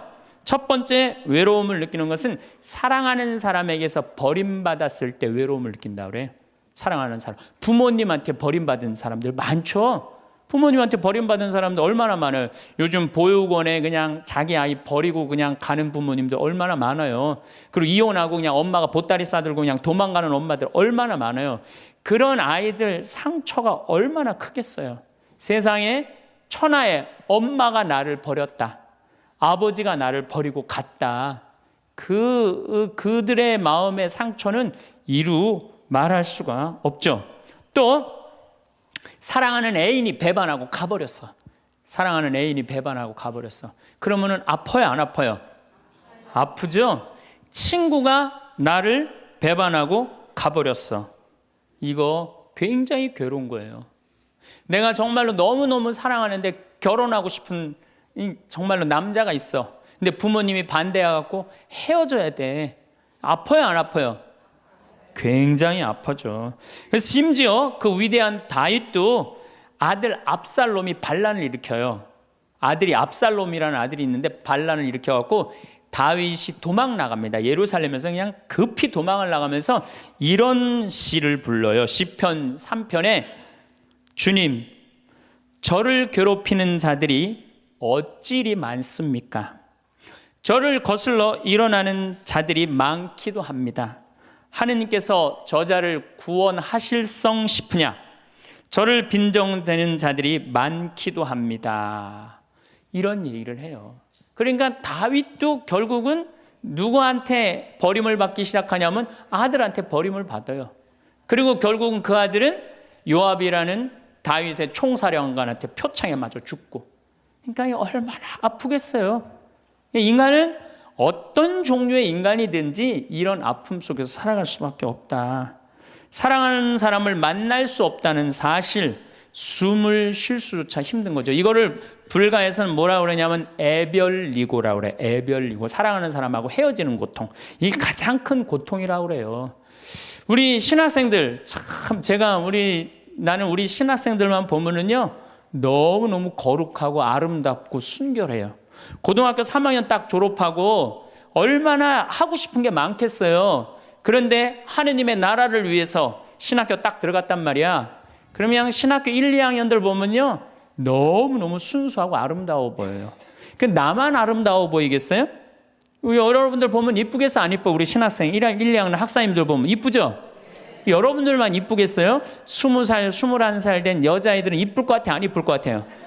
신학생들이 너무너무 매력이 있잖아요. 그래갖고 가까이 가고 싶고 자꾸 만나고 싶단 말이야. 고등학교 때까지는 공부하다가 모르다가 그냥 신학생들도 딱 신학생이 돼갖고 그냥 이쁜 아가씨가 자꾸 옆에 있으면 마음이 끌릴 것 같아요? 안 끌릴 것 같아요? 끌릴 수밖에 없어요. 사람은요 어쩔 수가 없어요. 그래갖고 한 2년 만나다 보면은요 이게 이때부터 갈등하기 시작하는 거예요. 내가 사제가 돼야 되는데 왜 자꾸 저 여자한테 마음을 빼앗기나. 그래갖고 그냥 그때부터 고민하기 시작하는 거예요. 하느님을 선택할 것이냐 여자를 선택할 것이냐. 그래서 신학교에서는 재미난 말이 있어요. 2말 3초라고 그래. 2학년 말 3학년 1학기 3학년 초 이때가 가장 신학생들이 갈등을 많이 할 때예요. 그래갖고 이때 여자를 떠나보내면 이제 4학년 5학년 쭉 군대 가면서 이제 사제 길로 가는 거예요. 근데 이때 그냥 이 여자를 따라가면 이제 신학교 나가는 경우가 많죠. 그래갖고 그냥 그 젊은 나이에 그 피 끓는 뜨거운 애정을 끊고 사제가 되니 애별리고의 고통을 안 겪은 사제가 몇 명이나 될 것 같아요. 그러니까 서푼 때 보면 그냥 누워갖고 그냥 이 깔고 그냥 그 여자 떠나보낸 여자 생각하고 그냥 가슴이 아파서 우는 거예요. 모든 걸 떠나보내야 돼. 인간이 얼마나 그게 힘든 건데요. 그러니까 여러분들 신부님들한테 잘하세요. 괜히 주교님한테 편지 쓰고 그러지 마시고.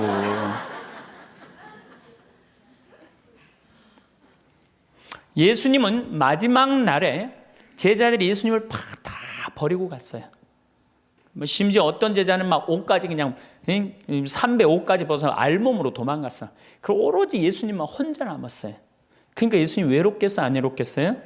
외롭죠. 그러니까 예수님은 이런 말씀을 하신 거예요. 하늘에 새도 보금자리가 있고 여우도 굴이 있는데 사람의 아들은 머리 둘 곳조차 없다. 그건 맞는 말씀이에요. 두 번째, 우리가 주로 언제 외로워? 어느 누구에게도 도움을 받을 수 없을 때 우리는 외로워요. 내 아들이 정말 병이 걸려갖고 이제 수술을 해야 되는데 병원비가 없어. 그래갖고 그냥 정말로 친하다는 친구한테 가갖고 우리 아들이 지금 수술을 해야 되는데 병원비가 없으니까 병원비 좀 꿔줘. 정말 친하다고 생각했던 친구가 이런 지하에 나는 돈 없어. 미안해. 그리고 그냥 돌아서 나올 때 쓸쓸합니까? 안 쓸쓸합니까? 심지어 어머니 뱃속에서 같이 태어난 형제한테 도움을 청했는데도 그 형제가 집을 잡혀갖고 대출이라도 받아서 해줘도 선찬을 판국인데 냉정하게 돈 없다고 거절당할 때 우리 인간은요 그럴 때 세상에 홀로 떨어져 있는 그런 기분을 드는 거예요. 또 언제 외로워요? 내가 40살 이제 45, 46이 돼갖고 애 대학도 들어가야 돼갖고 학비도 지금 등록금도 준비해야 되고 아파트 부금도 보야 되는데 그냥 직장 상사가 부르더니 해고 통지를 딱 했어. 그럼 이 40대 가장은 얼마나 쓸쓸하겠어요. 갈 데가 아무 데도 없는 거죠. 대학이라고 졸업은 해놨는데 아니 나를 필요로 하는 데가 아무 데도 없네. 아무리 그냥 원서 지원서를 100통을 써도 그냥 나한테 연락해 주는 사람 하나도 없어.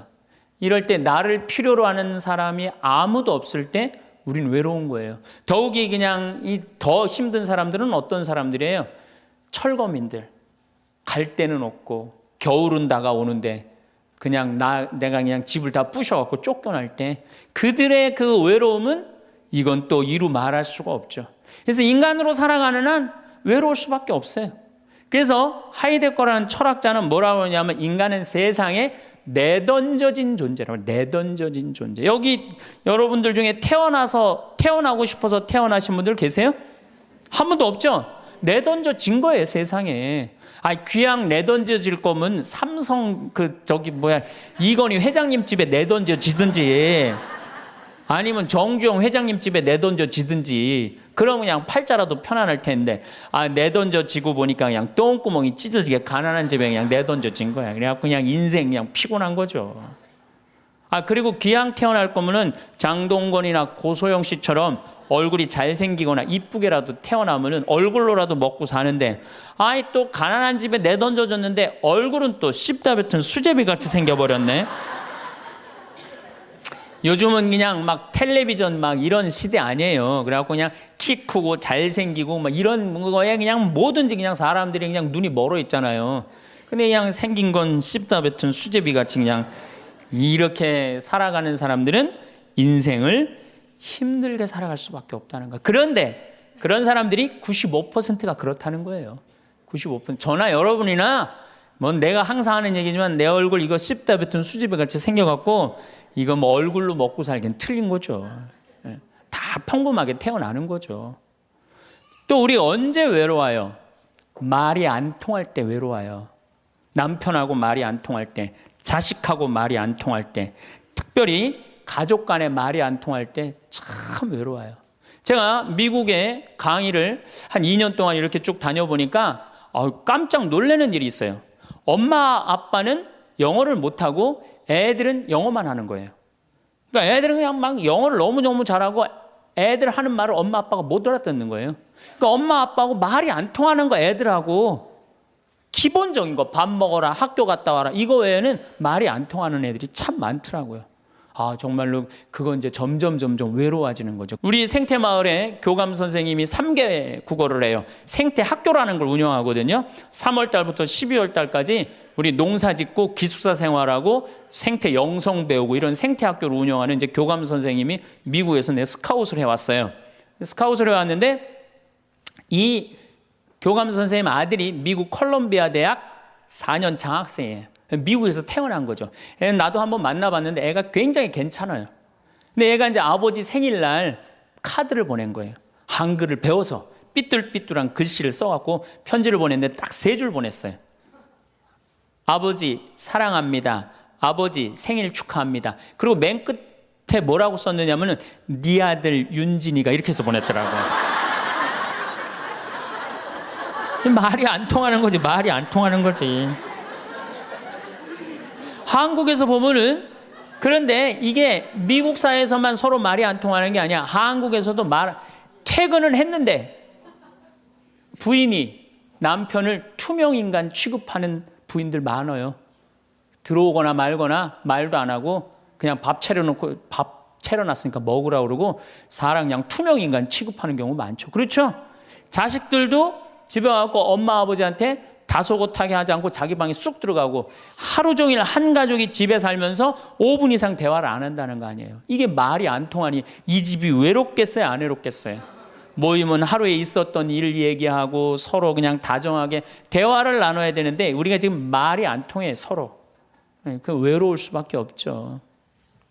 또 언제 외로워요?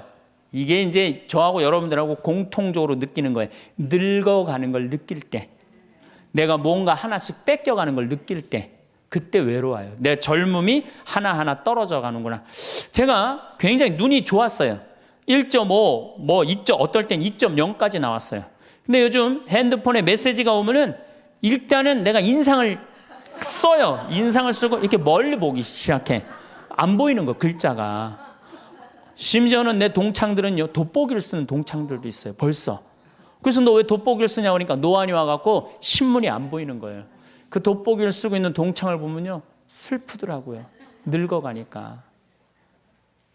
제가 젊었을 때 몸에 테스토스테론이 흘러 넘쳤어요. 진짜 남자다웠어요. 그래갖고 내가 눈물이라고는 한 방울도 안 흘렸어요. 얼마나 눈물을 안 흘리냐면 고등학교 2학년 때 우리 어머니 아버지가 내가 신학교 들어가기 전까지는 성당에 안 다니셨어요. 그러니까 이해가 안 됐잖아요. 반대한다고 어머니가 막 약 먹고 자살하고 막 정말로 아버지가 그 막 죽어가는 어머니를 막 끌어안고 저를 보고 뭐라고 그랬느냐면 울면서 제발 신학교 안 간다는 소리 좀 해라.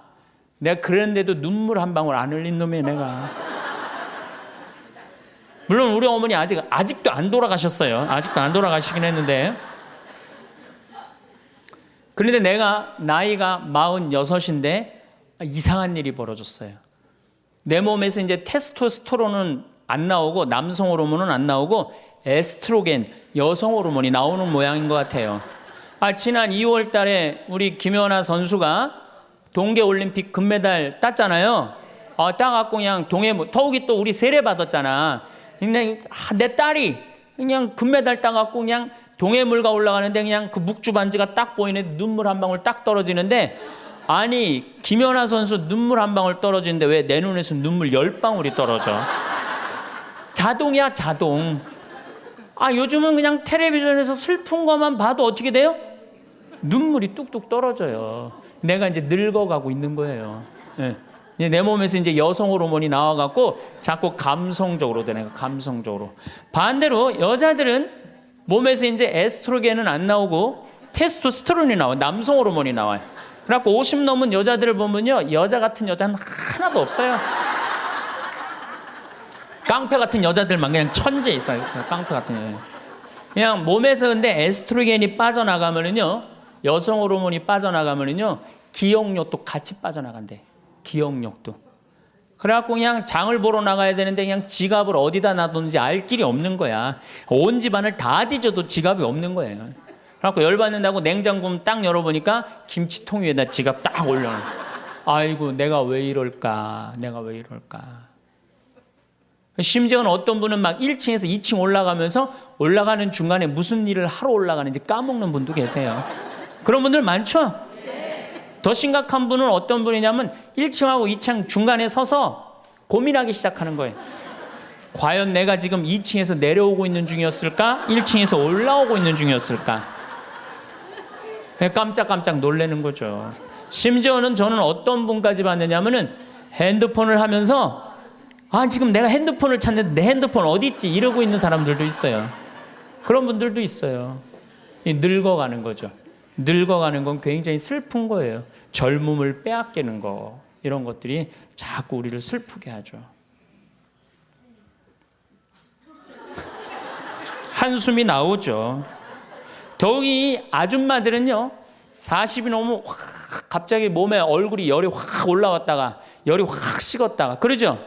감정의 기복도요, 막 기뻤다가 슬펐다가 분명해요. 울었다 웃었다가 분명해요. 그러면 자식 붙잡고 네가 인생을 어떻게 살라고 그러냐고 막 울다가 갑자기 그냥 성당 친구가 전화 오면은 언제 그랬냐는 듯이 내가 오늘 신부님을 강의를 들었는데 너무 재밌다고 막 깔깔깔깔거리고 막. 그러면 아들이 딸이 엄마 도대체 왜 그래? 이 소리를 들으면요, 여러분들은 심각하게 늙어가고 있는 거예요. 엄마 도대체 왜 이래? 내가 이제 늙어가는 거죠. 그럴 때 우리 인간은 외로움을 느낀다는 거죠. 우리가 언제 외로울까요? 아플 때 외롭다 그래요. 아플 때. 구약의 유명한 욥은 온몸에 종기가 나서 사람들이 자기를 무시할 때 이런 노래를 부릅니다. 내 형제들은 내게서 멀어지고 내 친구들은 남이 되어 버렸다네. 친척과 친지들은 떨어져 나가고 집안 식객들은 나를 잊었으며 계집종들은 나를 낯선 자로 여기니 저들 눈에 나는 이방인이 되었다네. 내 입김은 아내에게 메스껍고 내 몸에 나는 악취를 자식들에게 풍긴다네. 어린 것들조차 나를 업신여기고 내가 일어서려고만 해도 나를 두고 비아냥거리네. 내게 가까운 동아리도 모두 나를 역겨워하고 내가 사랑하는 자들도 내게 등을 돌리는구려. 이 아픔은요, 이게 우리 인간이 아직 가장 서러울 때가 아플 때예요. 그건 내 남편도 필요 없고 자식도 필요 없을 때가 굉장히 많죠. 그렇죠? 아플 땐 그래요. 어떤 분이 그런 얘기를 하더라고요. 나하고 나이가 비슷한 분인데 자기가 고등학교 때 엄마가 참 자기를 사랑했는데도 불구하고 하루는 굉장히 토했대요. 근데 밤새 토했는데 엄마가 나 토하는 걸 아는데도 문 한 번 안 열어봤을 때 그렇게 외롭고 쓸쓸하고, 지금도 그 20몇 년 전 그 생각을 하면은 지금도 외롭고 섭섭하다는 거예요. 그러니까 우리가 가장 서러움을 많이 느낄 때, 언제 서러움을 많이, 아플 때, 나한테 무심하게 대할 때 우리가 서러움을 많이 느낀다는 거죠. 그래서 시편 69편에 이런 얘기가 있어요. 하느님, 저를 구하소서. 목까지 물이 들어찼습니다. 깊은 수렁 속에 빠져 발 디딜 데가 없습니다. 물속 깊은 곳으로 빠져 물살이 저를 지칩니다. 소리 지르느라 지치고 저의 목도 쉬었습니다.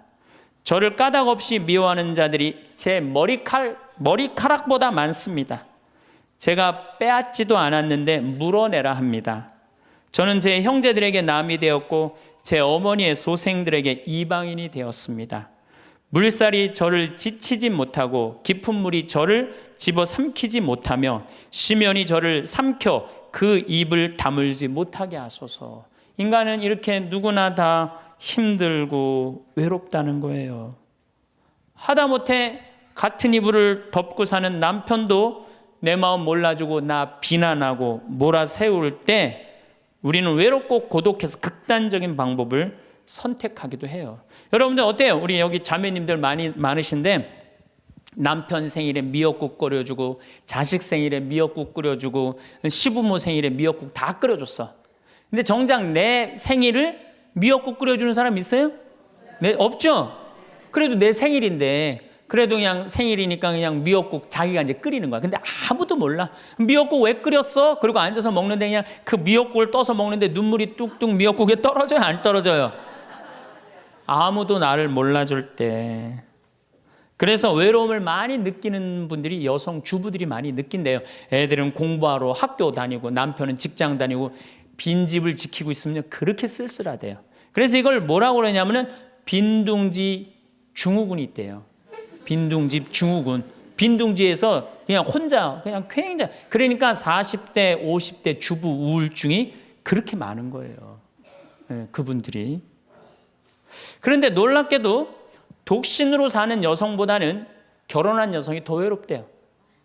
독신으로 사는 혼자 사는 여자는 자기가 처음부터 외로울 거라고 생각을 하고 혼자 그냥 미역국 끓여 먹으면 당연하게 생각을 하는 거야. 근데 결혼한 사람은 바라는 게 많잖아요. 근데 남이 안 해주면 더 외로운 거야.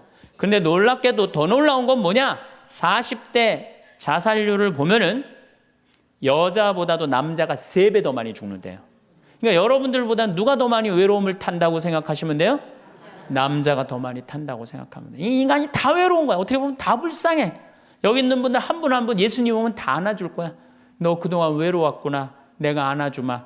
다 그럴 거예요. 여기서는 웃고 있지만 막상 돌아가서 집에 가보면 눈물을 흘리는 분들 많을 거라는 얘기죠. 저는 외로울 것 같아요? 안 외로울 것 같아요? 저도 외로워요. 제가 92년도 철산성당에서 보좌신부, 경기도 광명 철산성당에서 보좌신부를 했는데 한 12월 15일쯤 됐어요. 아이들이 연합고사 본 날이에요. 그래갖고 저녁 먹고 이제 성당을 이렇게 산책을 하는데 지하실에서 뭐 난리도 아니에요. 뭐 의자 부시는 소리에 뭐 비명 소리에 정신이 하나도 없더라고요. 그래서 내려가서 보니까 아이들이 소주를 먹고 어떻게 하느냐면은 뭐 난리도 아니야. 뭐 자기네들끼리 의자를 부시고 끌어안고 울고 별놈이 다 있더라고요. 별놈이 다 있어갖고 니네들 도대체 왜 그러느냐? 저는 중학교 아이들이 술 먹고 담배 피는 거 내가 본당 신부할 때 나한테 걸려도 난 한 번도 혼낸 적이 없어요. 애들. 왜 혼낸 적이 없냐면 내가 중고등학교 때 술, 담배 다 했거든. 뭘 혼을 내. 그래서 야, 니네들 사제관에 좀 올라와 봐라. 신부님이 혼내지 않고 사제관으로 올라오라고 그랬고 딱 앉혔어요. 한 15명을. 남자 여자 다 앉아갖고 니네들 도대체 무슨 일 때문에 이렇게 술을 먹고 성당 기물을 부시냐 얘기를 좀 해봐라. 그랬더니 마침 그 아이 중에 한 아이가 엄마 아빠가 이혼을 한 거야. 자기네들끼리 위로해 준다고 마침 시험도 끝나고 소주를, 지금이야 18도 19도지만 그때는 24도짜리 소주 아니에요. 중학교 3학년 애들이 그거 먹고 그냥 필름이 끊어진 거죠. 그래갖고 이제 앉혀갖고 그냥 귀양 나온 얘기니 니네들 인생을 한번 얘기를 해봐라. 이제까지 살아온 거. 그랬더니 애들이 그냥 15년 16년 살아온 인생 그냥 나름대로 그냥 쫙 밤 12시가 넘은 거예요. 그래갖고 오늘은 너무 늦었으니까 니네들 귀양 이렇게 술이 취했으니 집에 가지 말고 신부님 집에서 자라. 사조관에서 15명 다 집으로 전화해라. 만약에 엄마 아빠가 뭐라고 의심을 하면 나를 바꿔줘라. 그래갖고 내가 몇몇은 내 통화를 해갖고 내가 오늘 재울 테니까 걱정하지 말라고. 그리고 애들한테 니네들 술은 이렇게 먹는 게 아니다. 그래갖고 내가 또 꼬냑을 또 한 병 꺼내갖고 한 잔씩 탁 따라주면서 아이들하고 정말로 다정한 얘기를 했어요. 그러니까 아이들이 너무 좋잖아요. 술을 먹었는데 혼을 내기를 하나, 또 신부님이 방에서 재워주지, 자기 얘기 다 들어주지. 그래서 내가 2월 달에 발령을 받아갖고 떠나는데 가지 말라고. 애들이 일주일 동안 우는 거예요. 가지 말라고. 신부님 우리랑 살자고. 그래갖고 내가 발령 받아가는 애들 발령 받아가는 날 30명이 학교를 안 간 거예요. 가지 말라고. 그래갖고 제가 이제 수원으로 이제 발령을 받아갔는데 토요일만 되면은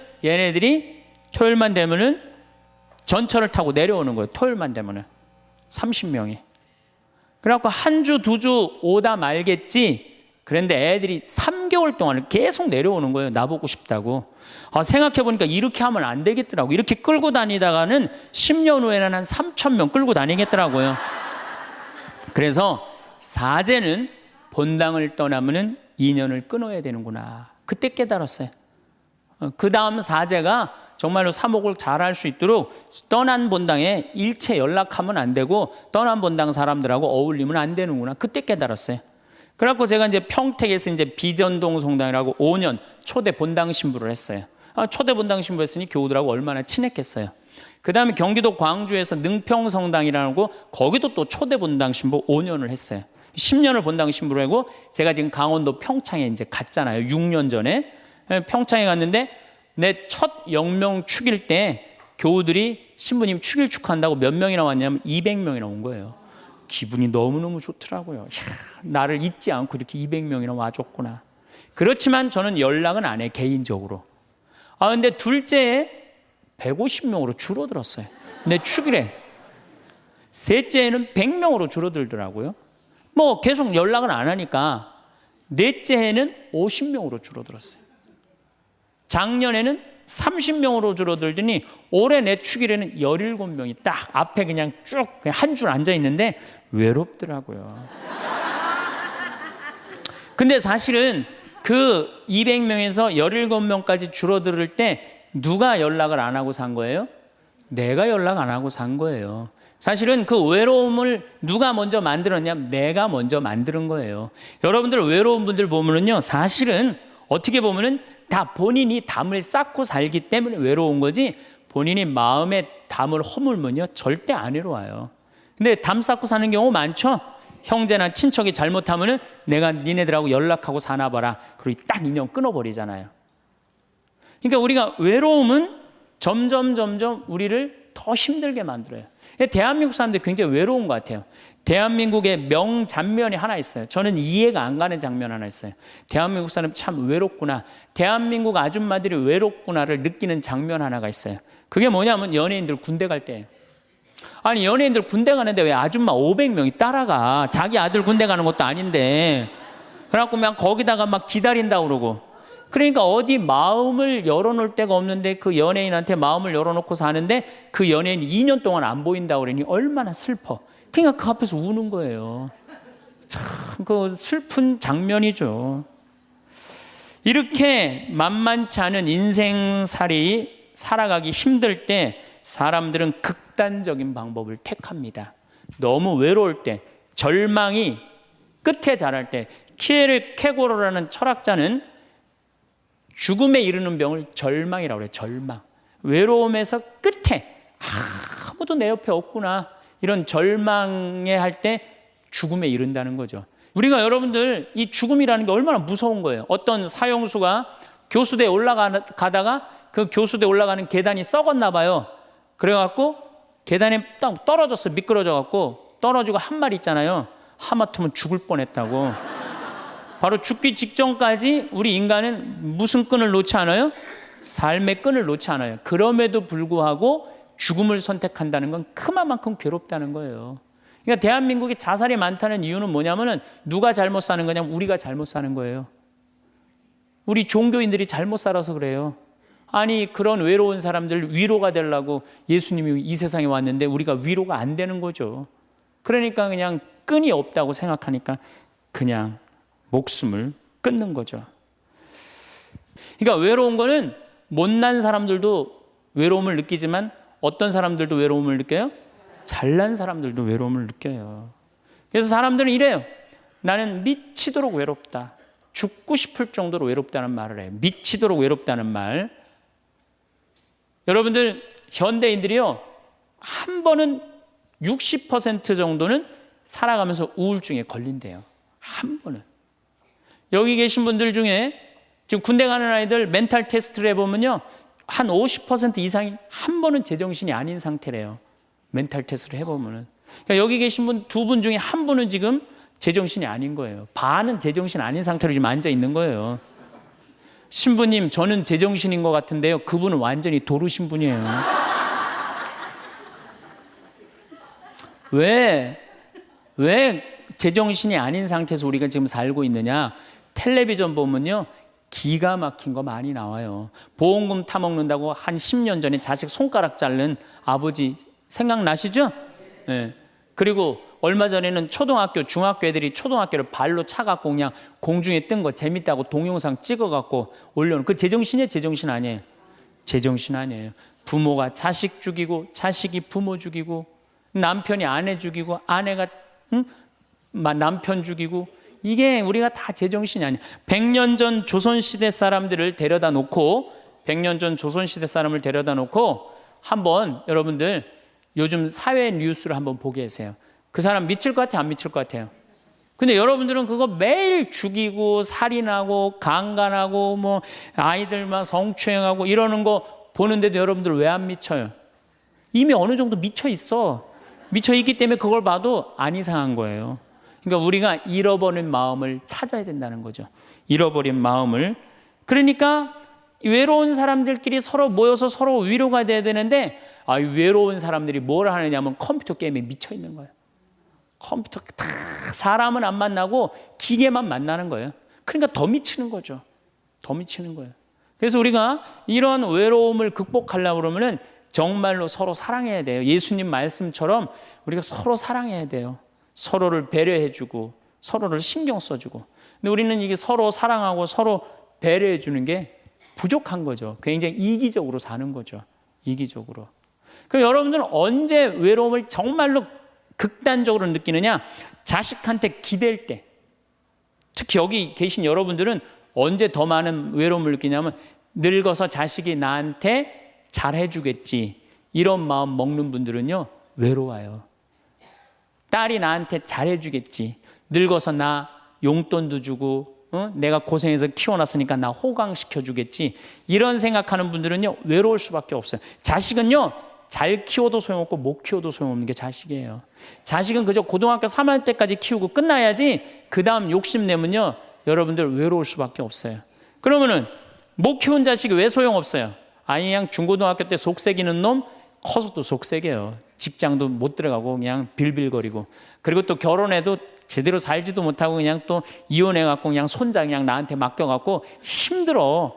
그러니까 자식은 못 키우는 자식 소용없어요.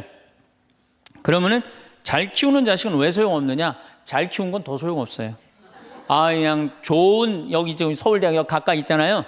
며칠 전에도 내가 서울대학 가서 강의를 했는데, 똑똑해.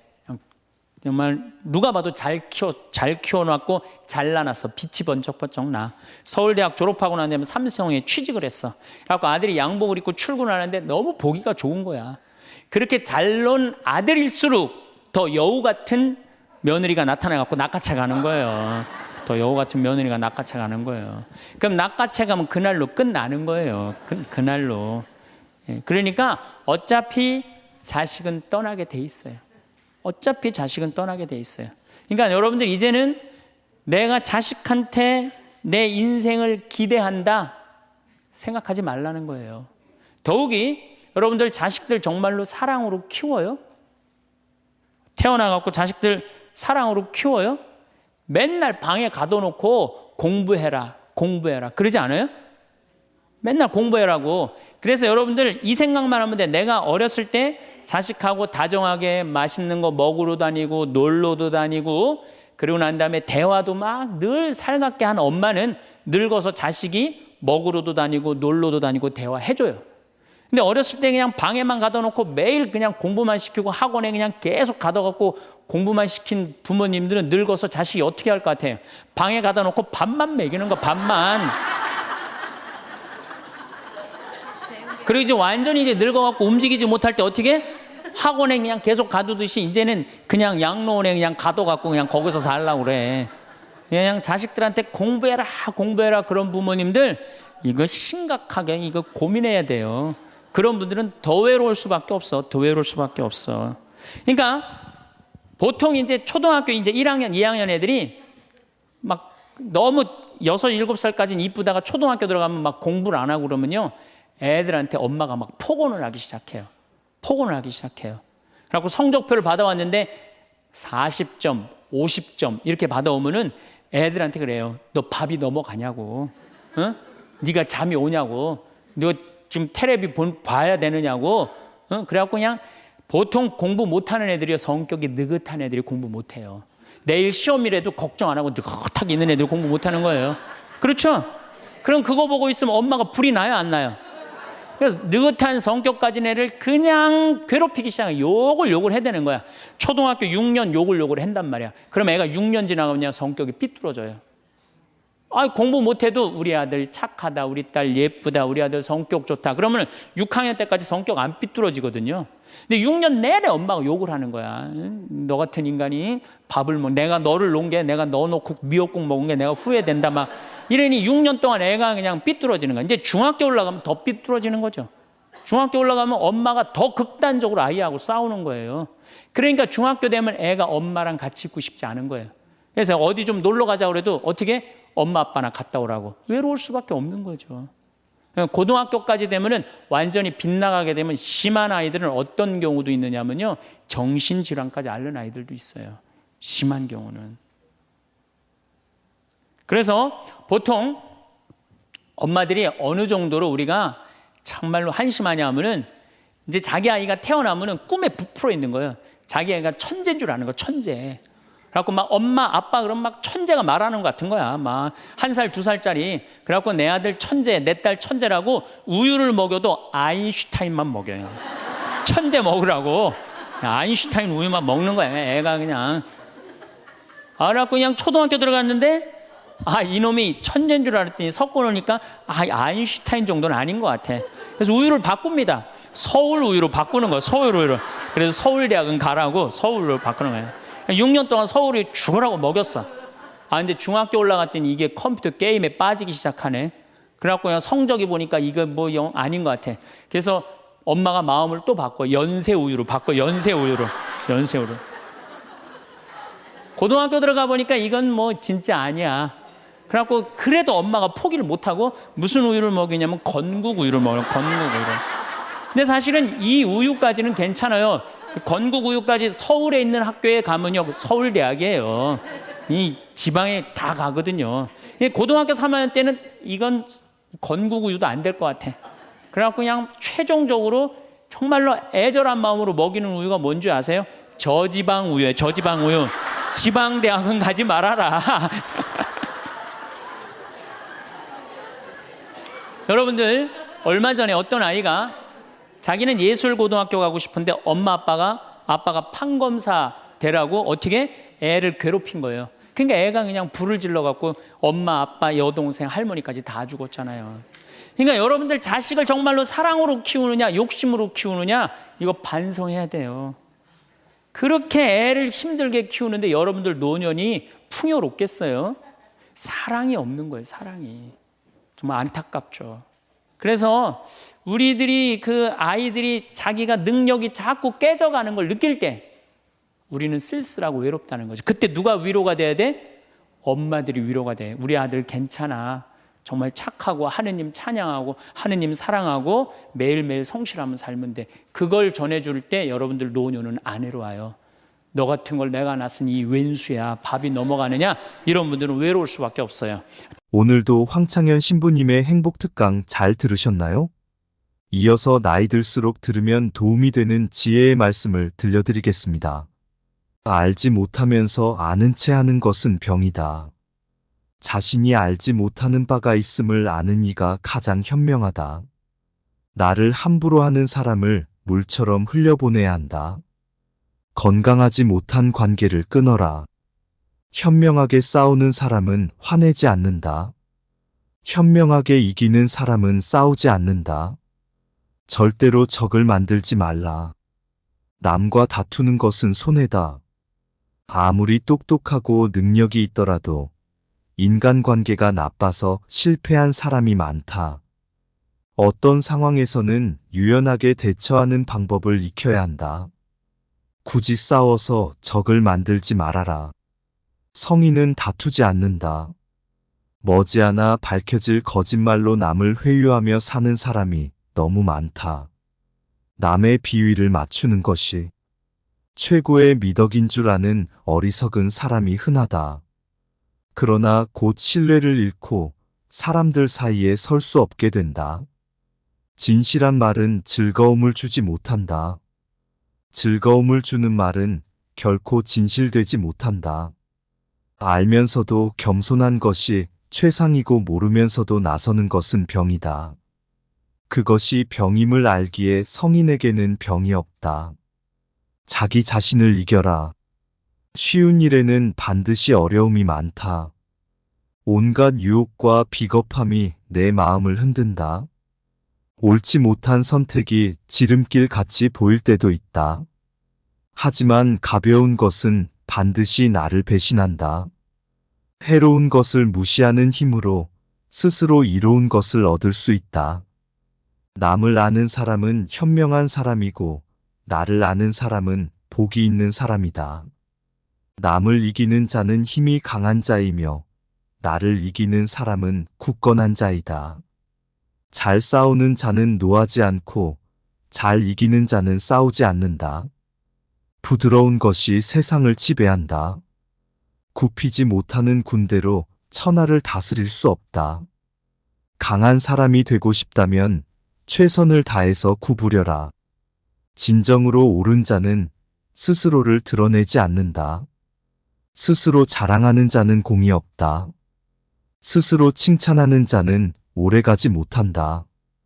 이는 한쪽 다리로 오래 서 있는 것이나 마찬가지이다. 부드러움은 반드시 강함을 이긴다. 삶을 받아들여라. 삶에 항복하라. 그러면 삶은 나를 파괴하지 못하고 아무도 나를 이기지 못할 것이다. 사람이 살아있을 때는 부드럽고 약하지만 모든 것은 죽는다. 만물과 초목도 살아있을 때는 부드럽지만 죽고 나서는 뻣뻣해진다. 딱딱하고 강한 것은 죽음에 가깝고 부드럽고 약한 것은 삶의 기운이다. 강한 것은 아래에 머물고 부드러운 것은 위에 있는 것이 순리이다. 스스로 자랑하지 않을 때 오히려 그 이름이 오래 기억된다. 세상 모든 것은 변한다. 이 진리를 깨달으면 세상에 어떤 것도 잡을 필요가 없다. 삶에 집착이 없으니 죽음도 두렵지 않다. 죽음이 두렵지 않으니 어떤 것이든 행할 수 있게 된다. 스스로 깨달음을 얻는 자는 영원한 생명을 얻는다. 큰 걸음으로 걷는 사람은 오래 걷지 못한다. 자신이 옳다고 우기는 사람은 빛나지 못한다. 자신의 관점을 강요하는 사람은 진정한 깨달음에 도달하지 못한다. 자신을 드러내는 사람은 공을 차지하지 못한다. 자신을 내세우는 사람은 지도자가 될 수 없다. 이것은 껍데기나 마찬가지이다. 가장 완전한 것은 결핍된 듯 보인다. 그러나 그 쓰임은 끊어짐이 없고, 가장 충만한 것은 비어있는 듯 보인다. 하지만 그 쓰임은 다음이 없다. 가장 고운 것은 굽은 것처럼 보이고, 가장 뛰어난 웅변은 어눌한 것처럼 보인다. 남을 잘 부리는 사람은 남 밑에 머무른다. 남에게 나를 맞추지 말라. 나를 깊이 탐구하는 것이 이번 생을 사는 이유이다. 나를 탐구하기에도 생이 너무 짧다. 마음이 우울하다면 당신은 과거에 살고 있는 것이다. 마음이 불안하다면 당신은 미래에 살고 있는 것이다. 당신이 현재에 살고 있다면 마음이 평온하다. 자기의 환경을 좁다고 생각하지 말며 자기의 삶을 싫어하지 말라. 세상은 상대적으로 만들어졌다. 있음과 없음이 같이 존재한다. 어려움의 반대편에는 쉬움이 있다. 길고 짧은 것이 비교가 된다. 앞과 뒤가 있어야 순서가 생긴다. 높음과 낮음이 경사를 만든다. 그러므로 좌절 속에 희망이 있고 슬픔 속에 희망이 있다. 가지 않으면 이루지 못하고 하지 않으면 이루지 못한다. 겸손하라. 사람의 목숨을 귀중하게 여겨라. 사람은 땅을 본받고 땅은 하늘을 본받으며 하늘은 돌을 본받는다. 사람의 덕이 성숙하면 또다시 어린아이가 된다. 미리 대비하라. 일이 터진 뒤에는 이미 때가 늦었다. 버려야 할 물건은 무거워지기 전에 빨리 버려라. 아직 나타나기 전에 예방하라. 아직 고요할 때 평화의 기반을 굳건히 하라. 위성과 가식을 버려라. 과도한 욕망보다 큰 참사는 없다. 불만족보다 큰 죄는 없다. 탐욕보다 큰 재앙은 없다. 물처럼 살아라. 최고의 처세술은 물의 모양을 본받는 것이다. 물은 장애물을 피해서 흐른다. 물은 어디든지 마음대로 흐르도록 부드럽고 강하다. 물은 꼭 필요하고 무엇보다 강하다. 물은 만물에게 혜택을 주면서 스스로를 내세우지 않는다. 그 무엇과도 다투지 않는다. 물은 그 형태가 자유롭다. 동그란 그릇에 담으면 동그랗게 되고 네모난 그릇에 담으면 네모가 된다. 모두가 싫어하는 낮은 곳으로 자연스럽게 흘러간다. 스스로를 뽐내지 않기에 오히려 공을 이룬다. 스스로를 드러내지 않기에 그 존재가 더욱 빛난다. 스스로를 옳다고 여기지 않기에 더 고급스럽다. 스스로 자랑하지 않기 때문에 그 이름이 오래도록 기억된다. 물처럼 끝까지 도전하라. 세상에 물보다 더 약하고 무른 것은 없다. 하지만 거대한 바위 위에 물방울이 계속 떨어지면 결국 구멍이 뚫리고 만다. 약한 것도 힘을 모으면 강한 것을 이긴다. 가장 완전한 것은 어딘가 모자라 보인다. 가장 충만한 것은 텅 비어 있다. 구부러진 것이 온전히 남는다. 물보다 센 것은 없다. 또 물보다 약한 것도 없다. 선한 행동은 사람들 속에서 진정한 친구를 얻게 한다. 바다가 모든 물의 왕이 되는 것은 자신을 낮추기 때문이다. 물은 높은 곳에서 낮은 곳으로 흐른다. 그러므로 사람들 위에 서고자 한다면 반드시 겸손하게 말하고 몸을 낮추어야 한다. 혼자서 빛나고자 노력하지 말고 돌처럼 투박해져라. 나만 뒤처진다고 낙심하지 말라. 나만 빼고 주변 사람들이 대단해 보일 때가 있다. 현란한 겉모습에 절대로 속지 말라. 화려한 색은 사람의 눈을 멀게 한다. 화려한 소리는 사람의 귀를 멀게 한다. 화려한 맛은 미각을 마비시킨다. 화려한 물건은 사람이 어리석게 행동하도록 종용한다. 착한 자는 말에 능하지 않고 말에 능한 자는 착하지 않다. 아름다운 말은 믿음직스럽다. 귀함은 천함을 기본으로 한다. 높음은 낮음에서부터 시작한다. 만족을 모르는 것은 가장 큰 화근이다.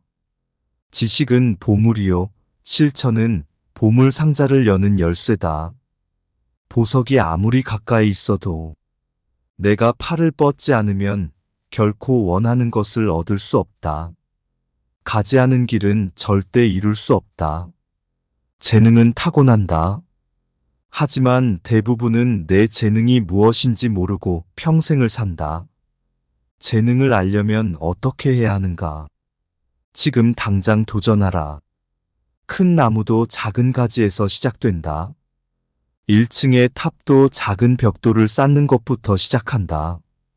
마지막에 이르기까지 처음처럼 주의를 기울이면 무슨 일이든 해낼 수 있다.